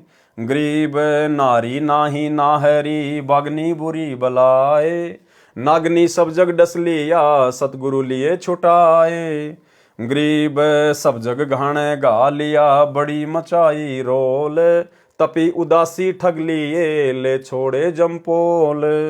गरीब नारी नाही नाहरी खाती है दरवेश, विष्णु विशंबर से रहते मोहे शंकर शेष। गरीब नारी नाही नाहरी सिर टोरा रविचंद, 33 देवा डसे पकड़ लिए हैं इंद। गरीब नारी नाही नाहरी बागनी है मैं मंत, ब्रह्मा का मंडी गया कहाँ करेंगे पंथ। गरीब नारी नाही नाहरी बागनी है मैं मंत, जीव बापरे की कौन चलावे पकड़ लिए भगवंत। गरीब नारी नाही नाहरी बागनी किए संघार, अनाथ जीव की कौन चलावे पकड़ लिए अवतार। जब भैया इस माया ने, इस दुर्गा ने, इस नारी ने ब्रह्मा विष्णु महेश जैसों को और उनके अवतारों को नहीं बख्शा, तो भला आम जीव की क्या औकात है जो इस माया के भयंकर षड्यंत्र से, भोग विलास से बच सके। लेकिन आज आप देख रहे हैं भाई और बहनों, सत्सेवक भाई बहनों के ऊपर युवा अवस्था में पूज्य गुरुदेव भगवान ने कितनी बड़ी रजा बख्शी हुई है। यानी गुरुदेव भगवान के विशेष आशीर्वाद के बिना गुरुदेव भगवान की सत्सेवकों के ऊपर विशेष दया दृष्टि के बिना ये लाख जन्म में भी संभव नहीं हो सकता। जिस माया ने ब्रह्मा विष्णु महेश तक को नहीं बख्शा, उनके अवतारों को नहीं बख्शा, बड़े बड़े ऋषियों को नहीं बख्शा, भला आप और हम 2 कौड़ी के जीवों की क्या औकात, जो युवा अवस्था में और इस कलयुग की बिचली पीढ़ी में, घोर इस कलयुग में जहां आदमी का आचार विचार खान पान इतना दूषित है, इंसान विषय विकारों से दूर हो ही नहीं सकता। तो ये सतगुरु की विशेष रजा, विशेष मेहर सत्सेवकों के ऊपर। और भाई और बहनों, हमने इसी प्रकार आधीनी के साथ प्रतिदिन अपने गुरुदेव भगवान को दंडवत करते हुए रोजाना उनसे विनम्र भाव से आधीनी से कि हे गुरुदेव भगवान, अपने दास पर, अपनी दासी पर इसी प्रकार से दया बनाए रखना परमात्मा। यदि आपकी नजर एक क्षण के लिए भी हट गई परमात्मा, ये माया, ये काल, ये तो मुंह फाड़ कर खड़ा है, खाने के लिए मुंह फाड़ कर। गरीब नारी नाही नाहरी, बगनी है मैं मंत, जीव बापरे की कौन चलावे, पकड़ लिए भगवंत। गरीब नारी नाही नाहरी, बगनी किए संघार, अनाथ जीव की कौन चलावे, पकड़ लिए अवतार।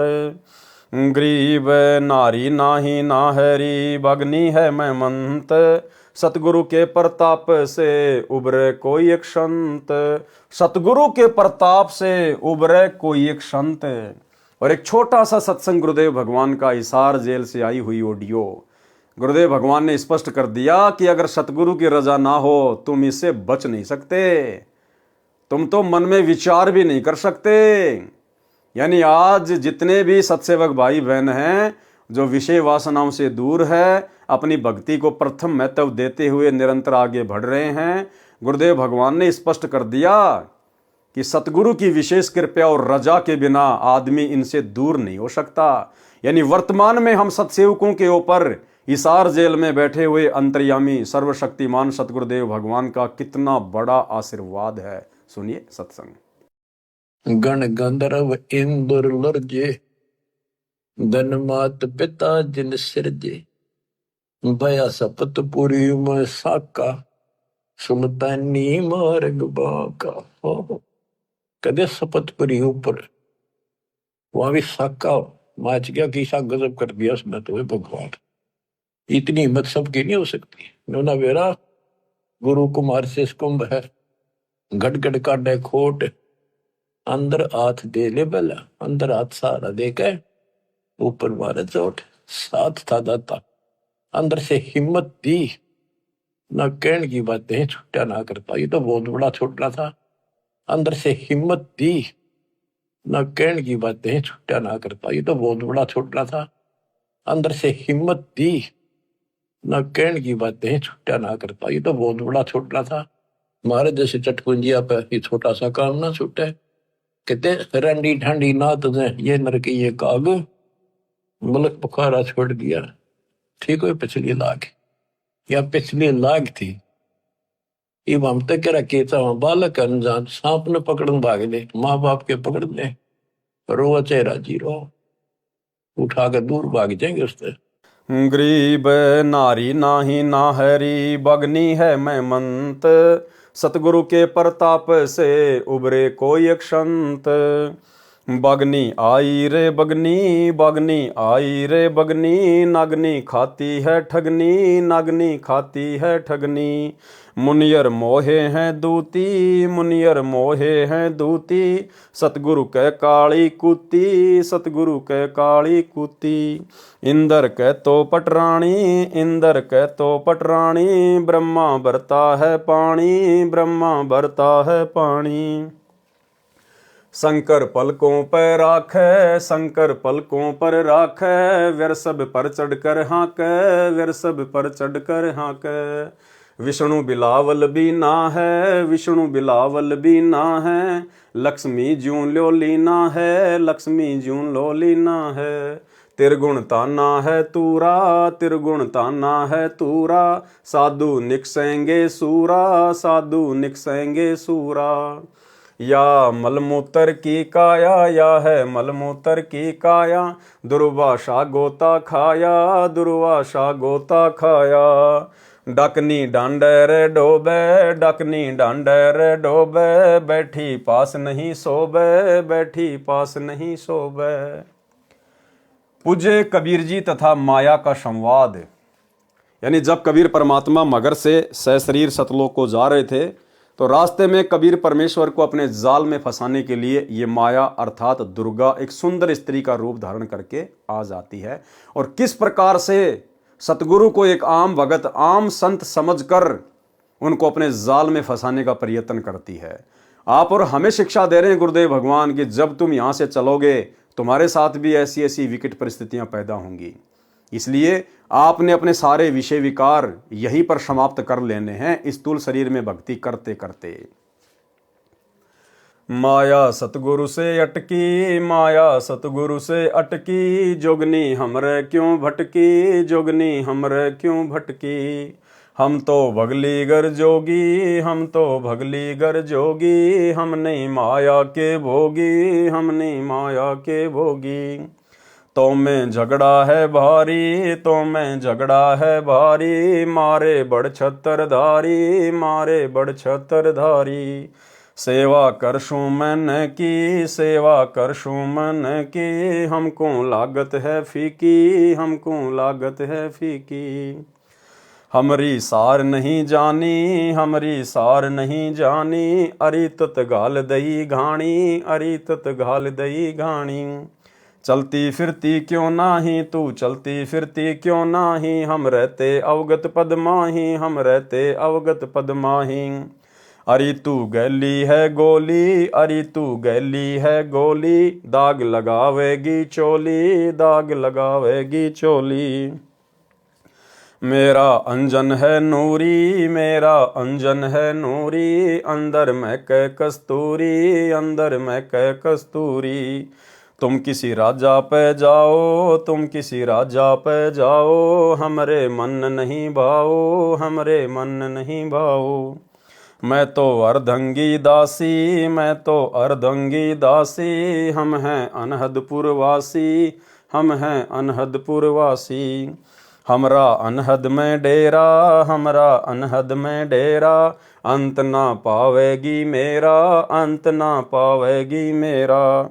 हम तो आदि जुगादनी जी, हम तो आदि जुगादनी जी, अरे तुझे माता कहूँ अकधी, अरे तुझे माता कहूँ अकधी। अब मैं देऊंगी गाड़ी, अब मैं देऊंगी गाड़ी, हम तो जोगी ब्रह्मचारी, हम तो जोगी ब्रह्मचारी। आसन बांधूंगी जिंदा, आसन बांधूंगी जिंदा, गल में डारूंगी फंदा, गल में डारूंगी फंदा। आसन मुक्तारी माई, आसन मुक्तारी माई, तीनों लोक ने अंगाई, तीनों लोक ने अंगाई। हमरे द्वारे क्यों रोवो, हमरे द्वारे क्यों रोवो, किसी राजा राणे को जोवो, किसी राजा राणे को जोवो। हमरे भांग नहीं बोनी, हमरे भांग नहीं बोनी, माया शीस कूट रोनी, माया शीस कूट रोनी। तू तो जुगनी है खंडी, तू तो जुगनी है खंडी, मोरा फेर चली लंडी, मोरा फेर चली लंडी। हेला दीन्या रे भाई, हेला दीन्या रे भाई, हंसा परशत ही खाई, हंसा परशत ही खाई। बुरी नारी के विषय में अब परमेश्वर हमें समझाना चाहते हैं, शिक्षा देना चाहते हैं कि हर नारी गलत नहीं होती और हर नारी अच्छी भी नहीं होती। तो जो बद नारी है, जिसकी नीयत में खोट होता है, जिसका चाल चलन ठीक नहीं होता है, भक्तों ने विशेषकर ऐसी माता बहनों से, ऐसी औरतों से दूरी ही बनाकर रहना चाहिए। क्या कह रहे हैं परमात्मा बुरी नारी के विषय में? गरीब बदनारी लंगर कामिनी, बोले मधुरे बहन, फेट पड़े छोड़े नहीं, क्या मगर कुरुखेत। बदनारी यानी जो गलत औरत होती है, बोले मधुरे बहन जो मीठे मीठी बोल बोलती है, यानी इशारे करती है आँखों से इशारे करती है, अन्य प्रकार से कोई संकेत करती है। बेवजह ना हमारा उससे कोई लेना ना कोई देना, ना हमारा उसके साथ ऐसा कोई रिश्ता। और भक्तों के तो भाई सारे रिश्ते ही समाप्त हो जाते हैं। ये जीजा साड़ी के रिश्ते, देवर भाभी के रिश्ते भक्ति में आने के बाद सब हमारी बहन की दृष्टि में आ जाती हैं। साली को हम साली नहीं कह सकते, हम उसको बहन कहेंगे। भाभी को हम भाभी नहीं कहेंगे, हम उसको बहन कहेंगे। गरीब बदनारी लंगर कामिनी, बोले मधुरे हेत, फेट पड़े छोड़े नहीं, क्या मगर कुरुखेत। अगर झांसे में आ गए तो भाई फिर छोड़ेगी नहीं। गरीब बदनारी लंगर कामिनी, बोले मधुरे बोल, फेट पड़े छोड़े नहीं, काढ़े घूंघट झोल। गरीब बदनारी लंगर कामिनी, बोले मधुरे बोल, कोई एक साधु उबरे, मुनिजन पिए गोल। गरीब बदनारी लंगर कामिनी, जामे अनगिन खोट, फांसी डारे बाह कर लाख में चोट। गरीब बदनारी लंगर कामिनी, बोले मधुरे बैन, जाकू नहीं पति जी ये, घूंघट घट में सैन। जो आवश्यकता से ज्यादा मीठा मीठा बोलती है, घूंघट में से संकेत करती है, यानी विशेष गलत नियत से जो संकेत करती है, परमात्मा कहते हैं नजदीक भी नहीं जाना उनके। गरीब बदनारी लंगर कामिनी, बोले मधुरे बैन, जाके पास न बैठी ये, जाका कैसा देन। यानी उनका कोई दीन धर्म नहीं होता है, जो गलत औरतें होती हैं। गरीब बदनारी नाही नाहरी, जंगल का शेर, बाहर भीतर मारी है, मुनिजन की ये जेर। गरीब सतगुरु हेला देत है, सुनियो संत सुजान, बदनारी पास न बैठी ये, बदनारी आई खान। गरीब नैनों का जलवाही कर, खाए लिए हैं हंस, हाथों मेहंदी लाए कर, डोब दिए कुलवंश। यानी 16 प्रकार के श्रृंगार करके इंसान को रिझाने का प्रयत्न करती हैं, जो गलत औरतें होती हैं। गरीब उल्टी मांग बराए कर, मंजन कर है गात, मीठे बोले मगन होवे, लावे बो विधि घात। गरीब पूत पूत करी खा गई, भाई बीरा होए, कसम कसम कर पी गई, बदनारी विस्की लोए। गरीब क्या बेटी क्या बहन है, क्या माता क्या जोए, बदनारी काली नागनी, खाते हो सो होए। यानी जो बदनारी है वो चाहे कोई भी हो, चाहे बहन हो, चाहे बेटी हो, चाहे औरत हो, भगत ने उससे बचकर ही रहना चाहिए। गरीब माया काली नागनी, अपने जाए खात, कुंडली में छोड़े नहीं, सो बातों की बात। गरीब कुंडली में से निकले रैदास संग दत्त कबीर, सुखदेव ध्रुव प्रहलाद से नहीं निकले रणधीर। गरीब कुंडली में से निकले सुल्तानी बाजीद, गोपी चंदना भरथरी, लाई डाक फरीद। यानी ये जो रविदास जी हैं और जो ये दत्तात्रेय जी हैं, भगत सुल्तान है और ये बाजीद है, ये केवल माया से इतने बाहर निकले हैं कि परमेश्वर इनको मिले और इनको परमेश्वर ने अपनी शरण में ले लिया, इनको शत भक्ति दे दी और इनको काल के जाल से बाहर निकाल लिया। और वर्तमान समय में परमेश्वर इन सभी आत्माओं को फिर से मनुष्य जन्म देंगे और फिर से इनको भक्ति पे लगाएंगे, यानी इनको काल के हाथों में नहीं जाने दिया परमात्मा ने। गरीब जनक विदेही नहीं उबरे, नागनी बंदी डाढ़, नानक दादू उबरे, ले सतगुरु की आड़। गरीब 3 लोक घाणी घली, 14 भुवन भिवंड, माया नगनी खाली ये, सकल दीप नौखंड। गरीब बदनारी काली नागनी, देखत ही डस जाए, बोले से तब खंड होए, पर से सब कुछ जाए। क्या कह रहे हैं परमात्मा? बदनारी काली नागनी, देखत ही डस जाए डस खाए, और बोलने से तप खंड होए। अगर किसी बदनारी से हम बातचीत भी करते हैं, उसके साथ में बातचीत करने मात्र से हमारा तप यानी भक्ति खंडित होगी, हमारे विचारों में मलिनता पैदा होगी, वो अपना प्रभाव जमाने का प्रयास करेगी, काल अपना जाल उसके माध्यम से हमारे ऊपर फेंकने का प्रयास करेगा। इसलिए गुरुदेव भगवान कहते हैं, जो माता बहनें जिनकी नीयत सही नहीं होती है, भाई उनके हाव भाव से, उनके बोलचाल से ही व्यक्ति को पता चल जाता है। तो गुरुदेव भगवान कहते हैं, ऐसी औरतों से भगत ने दूर ही रहना चाहिए, उनसे बातचीत भी नहीं करनी चाहिए, बातचीत भी, अन्यथा तुम्हारा तप खंड होगा यानी भक्ति खंड होगी। और यदि आपने उनके साथ में संबंध बना लिए, पर से सब कुछ जाए, अगर आपने शारीरिक संबंध बना लिए तो आपका धर्म कर्म सब कुछ नष्ट।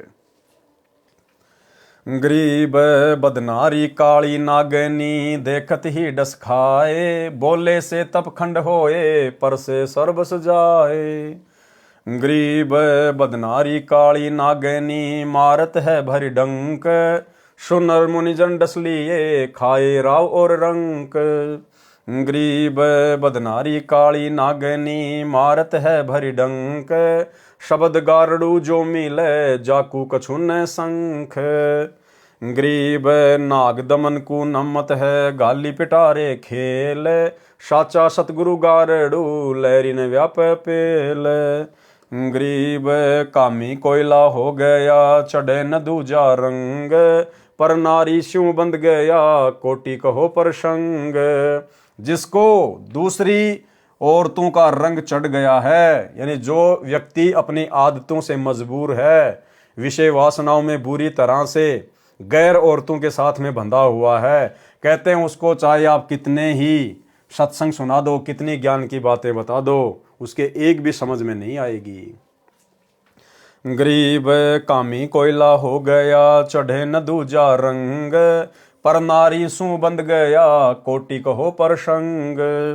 गरीब पर नारी ना परसिए, मानो शब्द हमार, भवन चतुर्दशतास पर त्रिलोकी का भार। पर नारी के साथ यदि आपने शारीरिक संबंध बनाए तो परमात्मा कहते हैं 3 लोक का भार आपके ऊपर रख दिया जाएगा। गरीब पर नारी ना परसिए, सुनो शब्द सल्तनत, धर्मराय के खंभ से अर्धमुखी लटकंत। गरीब आवत मुख नहीं देखिए, जाति की नहीं पीठ, क्या अपनी क्या और की, सब ही बदनारी अंगीठ। एक भगत के अंदर विशेष लक्षण होना चाहिए। परमात्मा कह रहे हैं कि सामने से यदि कोई बहन बेटी आ रही है तो भगत ने उसकी मुंह की तरफ नहीं देखना चाहिए। अगर स्वाभाविक ध्यान अगर चला जाए तो कोई बात नहीं, लेकिन एक टक भगत ने नहीं देखना चाहिए उसकी तरफ। और जैसे ही वो आपको पास कर जाए तो आपने पीछे मुड़ के उसकी पीठ की तरफ नहीं देखना चाहिए। ये परमात्मा ने एक भगत का लक्षण बताया, अन्यथा आपके मन में दोष आएगा। हजरत मोहम्मद जी ने अपने फॉलोवर्स को शिक्षा दी थी और कहा था कि पहली नजर इंसान की, आपकी नजर पहली बार में किसी भी चीज पर जा सकती है क्योंकि आपको मालूम नहीं है कहां क्या है। पहली नजर इंसान की और दूसरी नजर शैतान की।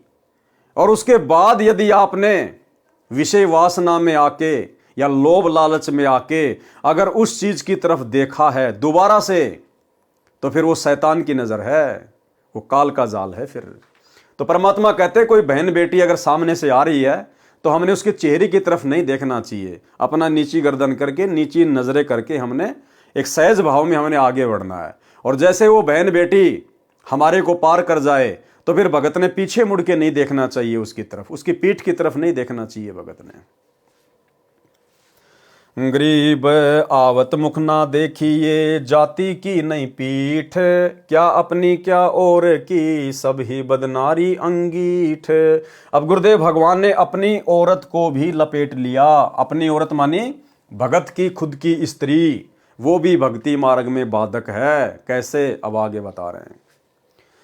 गरीब क्या अपनी क्या और की, सबका एक मंत, पारस पूंजी खाते है, पारा बिंद खिसकंत।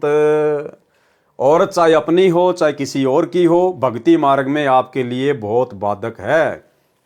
कैसे?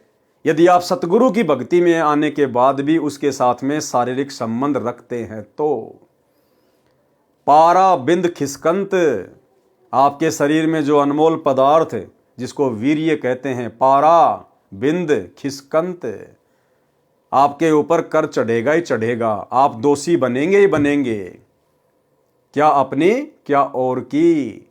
इसलिए परमात्मा का अटल विधान है भक्ति मार्ग में कि भग भोग्या भग उपजय और भग से बचा न कोई। और भाई जो कोई भग से बचे असल में भगत कहावै सोए। या गुरुदेव भगवान स्पष्ट रूप से नहीं कहेंगे भक्तों के बुद्धि स्तर को देखते हुए, लेकिन संकेत करने में परमात्मा ने कोई कसर नहीं छोड़ी है। क्या कह रहे हैं मालिक? गरीब क्या अपनी क्या और की, सबका एक मंत, पारस पूंजी जाते है पारा बिंद खिसकंत। गरीब क्या अपनी क्या और की, सब एक सी बदनार, पारस पूंजी जाते है खिसक्या बिंद सिंबार।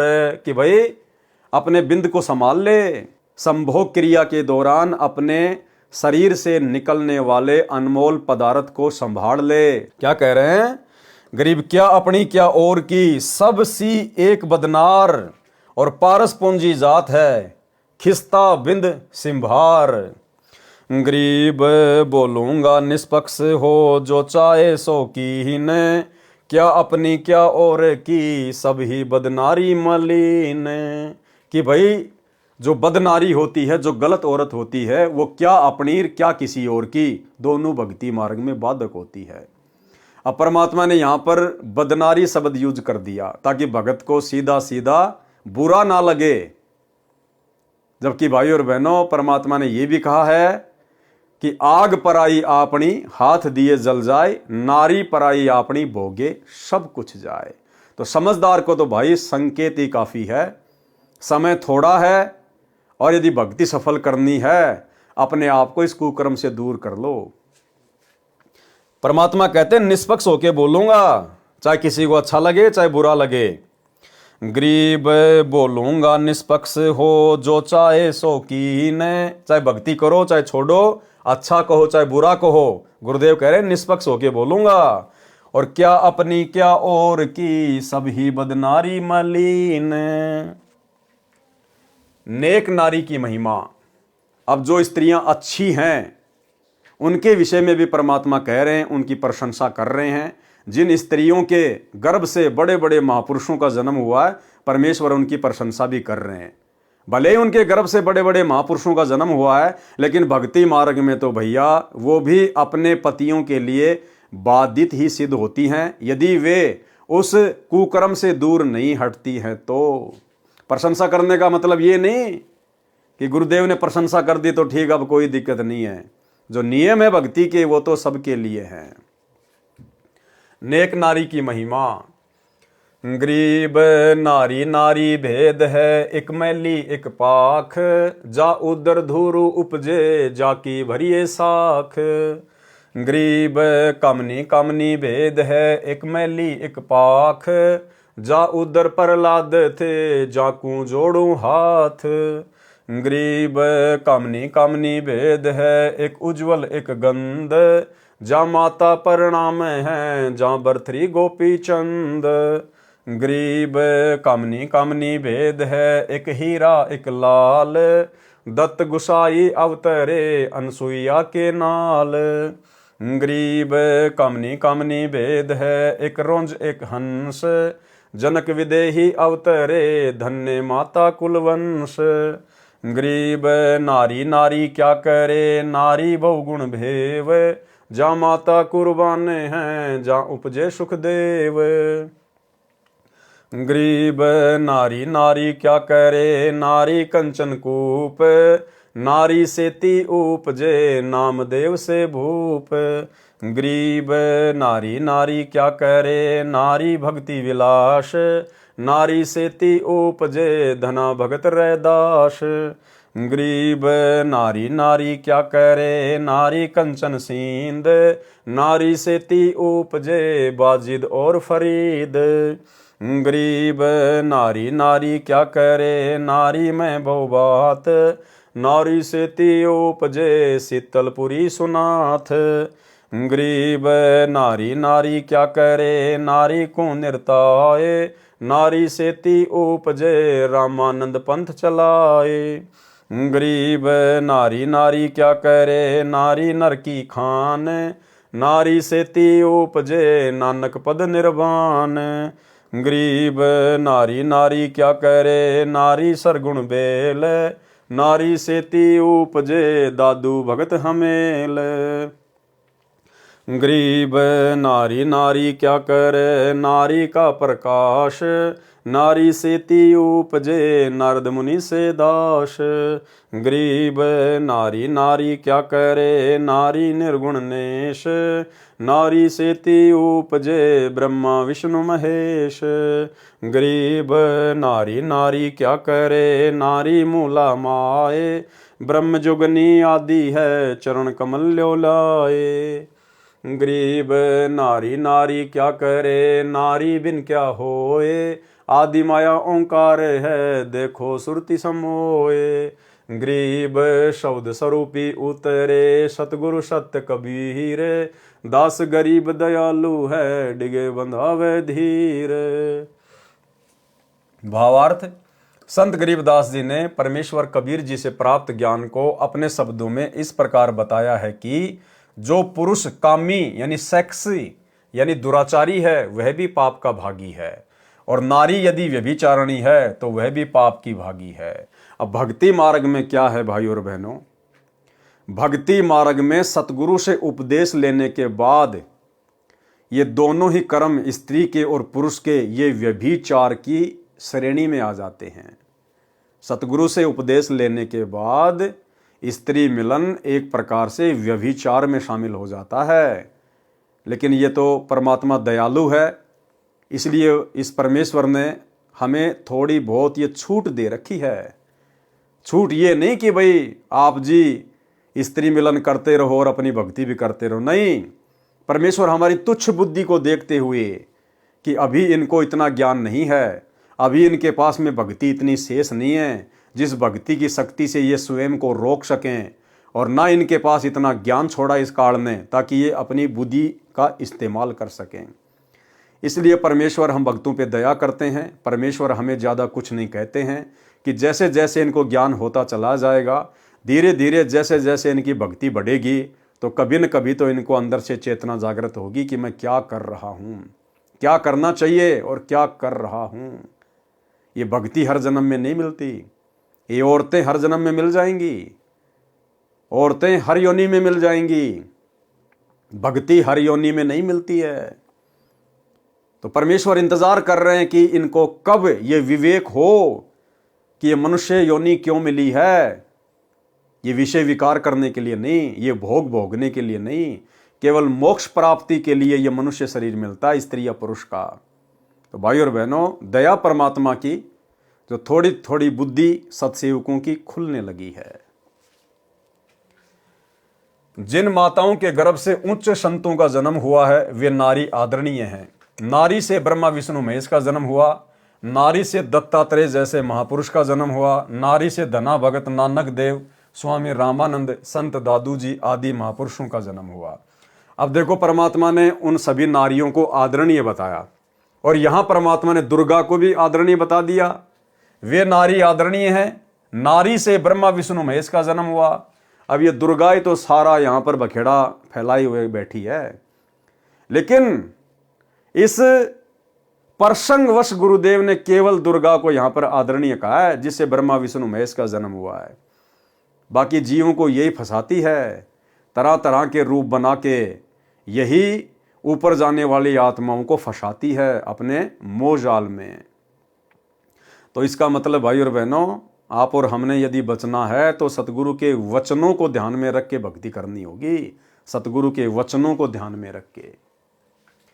गरीब नारी नारी क्या करे, नारी नर की खान, नारी से ती उपजे नानक पद निर्वाण। भावार्थ, नारी नारी के पीछे क्यों पड़े हो, नारी तो नर की खान है। खान का भावार्थ है कि 100 पुत्रों को जन्म एक नारी ने दिया है, यदि नारी ना होती तो नारी को जो बुरी कहते हैं वे कहां से जन्म लेते। अब देखो क्या कह रहे हैं आगे परमात्मा। भावार्थ स्पष्ट है कि दुराचारी चाहे स्त्री हो या पुरुष दोनों ही पाप के भागी हैं। दुराचारी चाहे स्त्री हो या पुरुष दोनों ही पाप के भागी हैं। और भक्ति मार्ग में उपदेश लेने के बाद स्त्री मिलन भी व्यभिचार है। यदि भक्ति करते हैं तो उनके पाप क्षमा हो जाते हैं। अगर भक्ति करते हैं तो उनके पाप क्षमा हो जाते हैं। कौन से पाप? नाम उपदेश लेने से पहले आपने जो भी दुराचार किए, जो भी कुकर्म किए, वो परमात्मा साफ कर देता है। उपदेश लेने के बाद यदि आप फिर से उन्हीं कुकर्मों में लिप्त हो जाओगे तो भाई वो परमात्मा कैसे धोएगा। यदि भक्ति करते हैं तो उनके पाप क्षमा हो जाते हैं। अगर कोई ये सोचे कि भाई हमने तो उपदेश ले लिया और गुरु जी ने तो कह दिया कि जो भक्ति ले लेते हैं उनके पाप कर्म क्षमा हो जाते हैं, तो हमें कोई दोष नहीं है, हम तो भक्ति कर रहे हैं, गुरु जी ने कह दिया, तो फिर इसका मतलब भाई फिर ये दुराचार छोड़ेंगे कब? फिर हम इस कुकर्म को छोड़ेंगे कब? परमेश्वर की वाणियों को समझने की आवश्यकता है। सतगुरु से उपदेश लेने के बाद स्त्री मिलन दुराचार की श्रेणी में आता है। इसलिए तो भगवान ने कहा कि भग भोग्या भग उपजय, और भग से बचा न कोई, और जो कोई भग से बचे भगत कावे सोई। तुम भगत ही नहीं कहलाओगे जब तक इस दुराचार से अपने आप को दूर नहीं करोगे सतगुरु आशीर्वाद से। यदि भक्ति करते हैं तो उनके पाप क्षमा हो जाते हैं। सत्संग, विचारों तथा भक्ति के प्रभाव से विकार समाप्त हो जाते हैं। कबीर परमेश्वर जी ने कहा है कि यदि आप किसी व्यक्ति को इस कारण से गंदा मानते हो कि उसने किसी परनारी से संबंध किया है, अब देखो निचोड़ दे रहे हैं परमात्मा कि कोई ये समझे कि भाई ये तो दूसरों की औरतों के साथ में दुराचार करता है इसलिए ये गंदा है या फिर ये गंदी है। परमात्मा कहते हैं तुम जो अपनी के साथ में कर रहे हो ना वो क्या है। देखो कबीर परमेश्वर जी ने कहा है कि यदि आप किसी व्यक्ति को इस कारण से गंदा मानते हो कि उसने किसी परनारी से संबंध किया है, तो मालिक ने फिर क्या वाणी कही। कबीर आग पराई आपनी हाथ दिए जल जाए, नारी पराई आपनी परसे बिंद नशाए। भावार्थ जैसे अग्नि अपने घर की हो चाहे दूसरे घर की, हाथ देने से हाथ जलेगा, इसी प्रकार स्त्री अपनी हो या अन्य की, मिलन करने से एक जैसी ही हानि होती है। स्पष्ट कर दिया गुरुदेव ने। स्त्री चाहे अपनी हो चाहे किसी अन्य की, मिलन करने से यानी शारीरिक संबंध बनाने से हानि एक जैसी ही होती है। परंतु भक्ति मार्ग पर लगने से सुधार हो जाता है, दोनों ही पार हो जाते हैं। कैसे? दोनों फिर ज्ञान को आधार बनाकर भाई बहन के रिश्ते कायम कर लेते हैं कि भगत जी मोक्ष प्राप्त करना है। असंख्य युग हो गए हमें ये कुत्ता कर्म करते हुए। गधे बने तो यही कर्म, कुत्ते बने तो ये कर्म, सुअर बने तो ये कर्म। ये मनुष्य जन्म क्यों दिया फिर भगवान ने? वही कुत्ता कर्म करने के लिए नहीं, भक्ति करने के लिए। तो भाई और बहनों समझदार को संकेत ही काफी है। बाकी इस विषय पर परमात्मा ने पहले बहुत सारी वीडियो बनवा रखे हैं। गीता अध्याय 9 श्लोक 30 में भी कहा है कि यदि कोई अतिशय दुराचारी भी क्यों ना हो, यदि वह परमात्मा में विश्वास रखता है तो साधु मानने योग्य है। यानी भक्ति में आने के बाद फिर वो दुराचार छोड़ देता है, इसलिए वो साधु कहलाने के योग्य है। सत्संग में आने से सुधार हो जाता है और कल्याण को प्राप्त हो जाता है। जीव धर्म बोध पेज 17 1925 से 18 1926 तक क्रोध तथा लोभ का वर्णन है। ये उसकी फोटोकॉपी है। क्रोध के विषय में कहा है कि क्रोध को महाकाल कहा जाता है। क्रोध को क्या कहा जाता है? महाकाल। ये बुद्धि का नाश करता है। क्रोध सदा अपने से निर्बल पर आता है, अपने से बलवान पर नहीं आता। प्रत्येक जीव में क्रोध परिपूर्ण है। किसी कीड़े को यदि कोई छूता है तो वह छटपटाता है। वह मन में विचार करता है कि जिसने मुझे छुआ है उसको मार डालूं। जब बलवान दिखता है तो चुप हो जाता है। यह क्रोध का प्रभाव है। लोभ। लोभ करने वाला कभी शुभ कर्म नहीं कर सकता। धन जोड़कर रख जाता है फिर नरक का भागी बनता है। उसका धन या तो उसके सामने ही किसी कारण से नष्ट हो जाएगा या कोई चोर डाकू लुटेरा उसको मार कूट कर छाती पर पैर रखकर छीन ले जाएगा। इसलिए प्रत्येक व्यक्ति का कर्तव्य बताया है कि वह भक्ति करे, गुरु बनाए और फिर दान अवश्य करे। महाभारत ग्रंथ में एक प्रकरण है कि राजा परीक्षित ने कलयुग को वश कर लिया था। कलयुग ने कहा था कि मुझे 2 स्थानों पर रहने की आज्ञा दे दो, एक तो सोना, दूसरे शराब पर। राजा परीक्षित ने उसको ये शर्तें मानकर छोड़ दिया। एक दिन राजा सिर पर स्वर्ण लगा मुकुट धारण करके शिकार करने जंगल में गया। यानी राजा परीक्षित अपना सोने का मुकुट पहनकर जंगल में शिकार करने गया। कलयुग ने मारवी का रूप बनाया और राजा परीक्षित के सोने के मुकुट पर बैठ गया, जिस कारण से राजा परीक्षित का मन कलयुग के प्रभाव से दूषित हो गया। इसलिए गुरुदेव भगवान ने स्पष्ट मना किया है अपने सत्संगों में कि किसी भी उपदेशी ने, चाहे स्त्री हो या पुरुष हो, सोने के आभूषण नहीं पहनने, चांदी के आभूषण नहीं पहनने, स्पष्ट मना किया है, क्योंकि इसमें काल का प्रवेश है। आपकी बुद्धि को कभी भी ठीक ठिकाने नहीं रहने देगा। आप चाहे कितने पाठ करवा लो, कितनी ज्योति करवा लो, कितने सत्संग सुन लो, जब तक आप सतगुरु की पूर्ण मर्यादा में नहीं हो, एक एक वचन में नहीं चलोगे, अपने नाक में, कानों में, हाथों में, अंगुलियों में सोने चांदी के आभूषण धारण करके रहोगे, चाहे इतना सा ही क्यों ना पहनो, आपके सिर पर काल बैठा रहेगा। जिस कारण से राजा परीक्षित का मन कलयुग के प्रभाव से दूषित हो गया। राजा ने एक भिंडी नाम के ऋषि से जंगल से बाहर जाने का मार्ग पूछा। ऋषि साधना में लीन था, सुना नहीं, जिस कारण से कोई उत्तर नहीं दिया।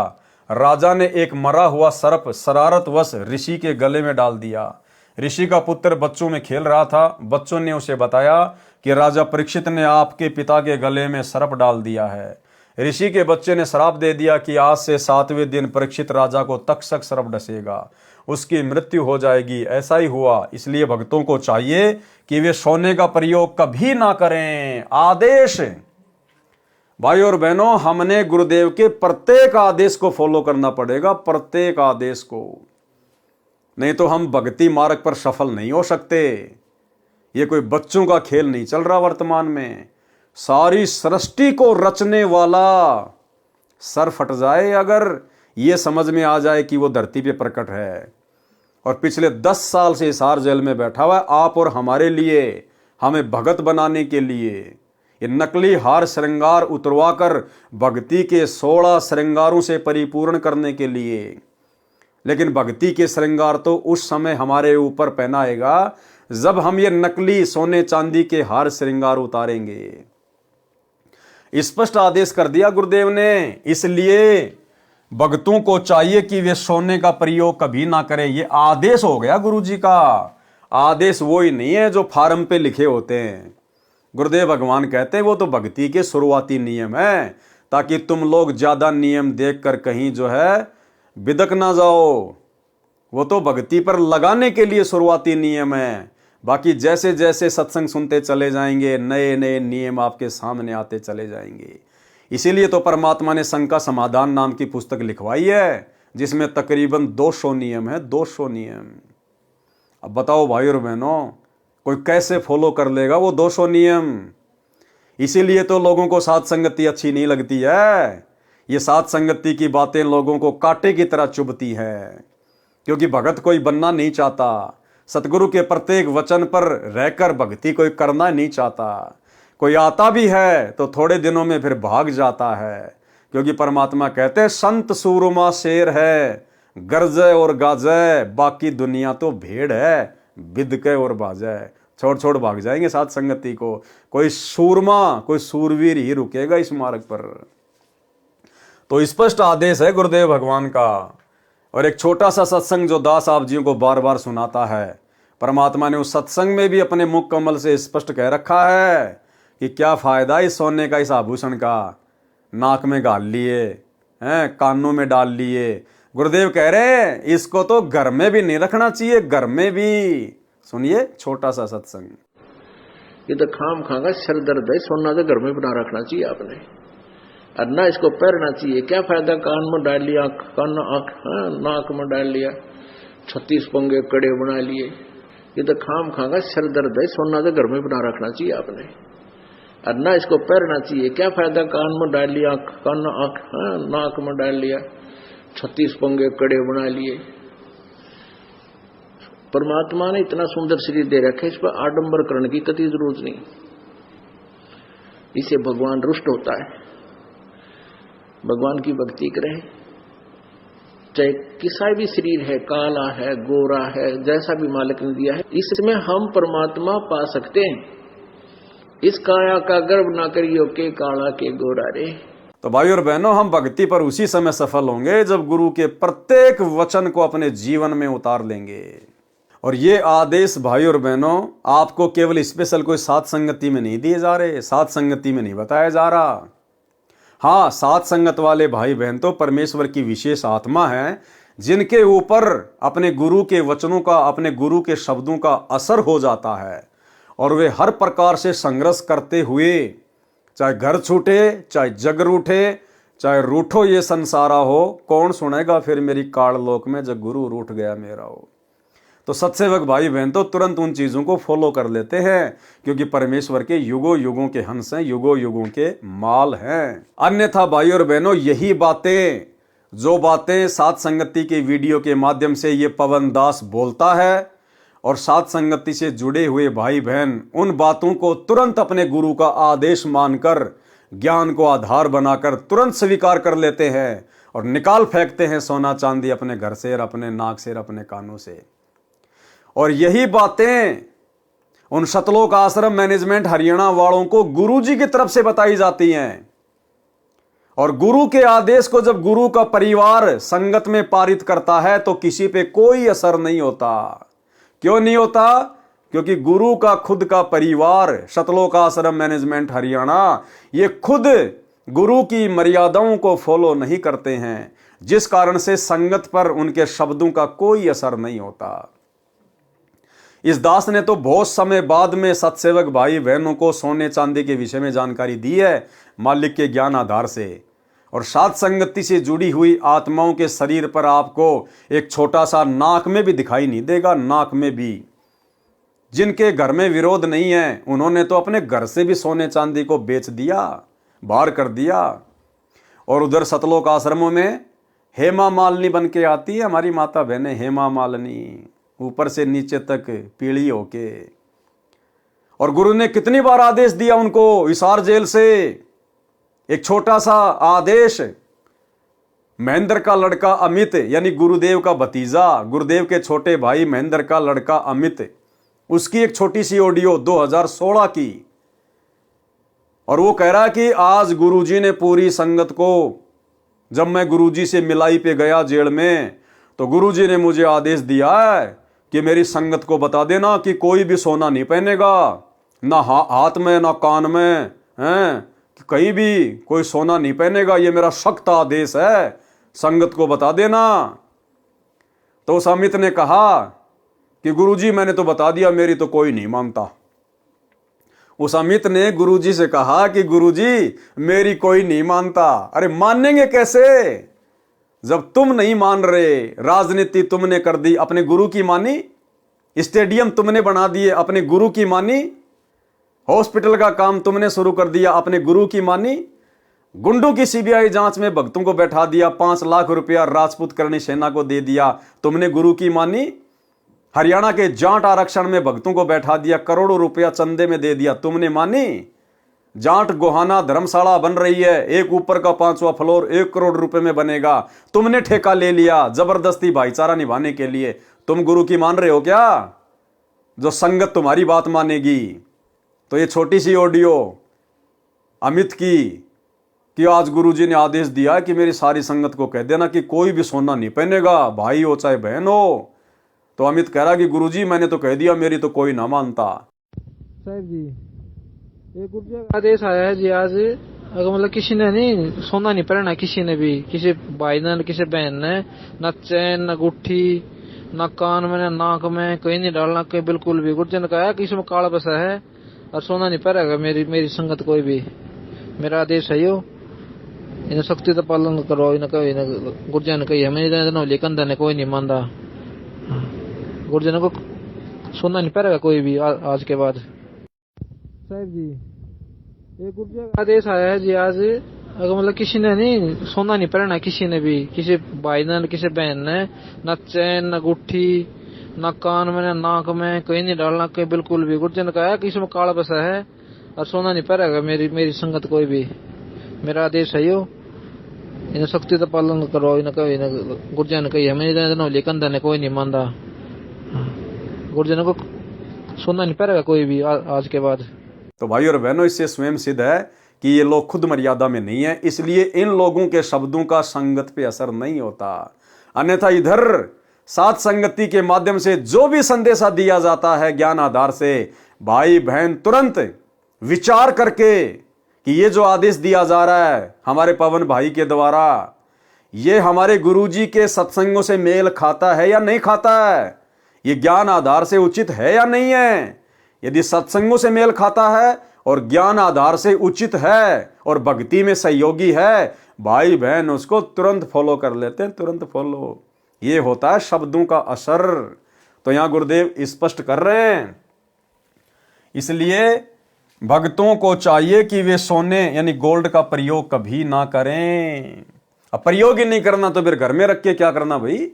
अरे जब प्रयोग ही नहीं करना है तो घर में भी रख के क्या करना है? फिर काम क्या आएगा जब उसका प्रयोग ही नहीं करना? तो घर से भी निकालो, बेच दो उसको अपने घर के कार्य में, या परमात्मा को दान धर्म में वो पैसा यूज लीजिएगा। फिर कहा है कि मुसलमान धर्म में भी कहा है कि सोने में शैतान का निवास है। इबलिस का नाम शैतान बताया है। वह कहता है कि जो सूम यानी कंजूस, जो धर्म नहीं करता, वह मेरा मित्र है, उसको नरक लेकर जाऊंगा। देखो मुसलमान धर्म का भी बता दिया गुरुदेव ने कि मुसलमान धर्म में भी कहा गया है कि सोने में शैतान का निवास है। परमेश्वर कबीर जी ने कहा है कि यदि जब तब साधु भी करता है और दक्षिणा से पुण्य नहीं करता तो उसका वह प्रयत्न व्यर्थ है। जो कछु पाप करे सो दाता, दान किए सो सकल निपाता।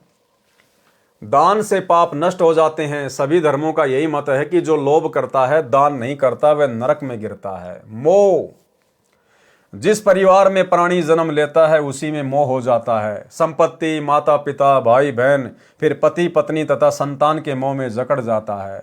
जब सतगुरु मिलता है तो सर्व ज्ञान हो जाता है। फिर केवल अपना फर्ज तथा कर्ज जानकर सांसारिक कर्म करता है तथा भक्ति तथा शुभ कर्मों पर अधिक धन लगाता है। इस प्रकार उपरोक्त विकारों से छुटकारा पाकर कल्याण को प्राप्त होता है। जीव धर्मबोध पेज 20 से 28 तक का सारांश। कर भला हो भला, करे बुरा हो बुरा। परमेश्वर कबीर जी ने कहा है कि कर भला यानी दूसरे का भला करने से अपना भला होता है, दूसरे का बुरा करने से अपना बुरा होता है। उदाहरण, एक सेठ के पास एक बैल था, उसके ऊपर सामान लादकर बाजार ले जाया करता था। पुराने जमाने में ऐसे ही सामान लाने ले जाने की सुविधा होती थी। उस समय बैलगाड़ी का विकास नहीं हुआ था। व्यापारी लोग बैलों पर गधे की तरह बोरा यानी थैला रखकर सामान का लाना ले जाना करते थे। उस सेठ के पड़ोस में एक धोबी रहता था। उसके पास एक गधा था। गधा कभी कभी ऊंचे स्वर में बोलता था। सेठ माया का जोड़ करता था। गधा बोलने लगता, सेठ गिनती भूल जाता। सेठ कहता था कि धोबी का गधा मर जाए तो शांति हो जाए। एक दिन सेठ का बैल मर गया। फिर वह मोगल नामक सेठ परमात्मा को दोष देने लगा कि हे भगवान, तूने ये क्या किया? एक किसान दूसरे किसान की फसल खेत के बीच से काटकर अपने घर ले जाता था। दूसरा किसान उसकी फसल की रखवाली अपनी फसल के साथ साथ करता था। कोई पशु उसके खेत में फसल खाने के लिए घुस जाता तो दूसरा किसान उसकी फसल से आवारा पशु को निकालता था। जो चोरी करता था उसकी फसल को रोग लग गया। दूसरे किसान की फसल सामान्य से अधिक निकली। तब उस चोर को एहसास हुआ तथा अपनी गलती मानी। तब दूसरे किसान ने कहा, हे भाई, सतगुरु जी कहते हैं कि चोर कभी धनवान नहीं होता। चोरी करता है 100 रुपए की, उसको हानि होती है 1000 रुपए की। उसको जिसके धन की चोरी चोर करता है उसको परमात्मा अधिक देता है। इस प्रकार भला करने वाले का भला तथा बुरा करने वाले का बुरा होता है। ये जीव धर्मबोध है, पेज नंबर 1995। ये कुछ वाणियां लिखी हैं परमात्मा ने। कर्म बंधन तथा छुटकारा। भावार्थ, परमेश्वर कबीर जी ने बताया है कि सर्व प्राणी कर्मों के वश जन्मते मरते तथा कर्म करते हैं। कर्मों के बंधन को सतगुरु छुड़ा देता है। तो भाई और बहनों, आज के वीडियो में केवल इतना ही। गुरुदेव भगवान के आशीर्वाद से कल रात्रि 8 बजे फिर से एक नए वीडियो की तरफ आगे बढ़ेंगे। परमेश्वर के आशीर्वाद से कुछ न कुछ नया हमें सीखने को मिलेगा। और भाई और बहनों, पूज्य गुरुदेव जी के कर कमल से लिखित इन पवित्र ग्रंथों को पढ़ने या सुनने का वास्तव में लाभ उसी समय है जब हम गुरुदेव के प्रत्येक वचन को, प्रत्येक शिक्षाओं को अपने आध्यात्मिक जीवन में साथ साथ लागू भी करते चले, इनके ऊपर अमल भी करते चले, तभी हमारा मोक्ष संभव है। अन्यथा सुनने से और सुनाने से कोई फायदा नहीं होने वाला है। तो आज के वीडियो में केवल इतना ही। कल रात्रि 8 बजे फिर से जुड़िए। तब तक गुरुदेव भगवान हम सभी को आज्ञा दें, इजाज़त दें, आशीर्वाद दें। बंदी छोड़ सतगुरु रामपाल जी भगवान की जय हो।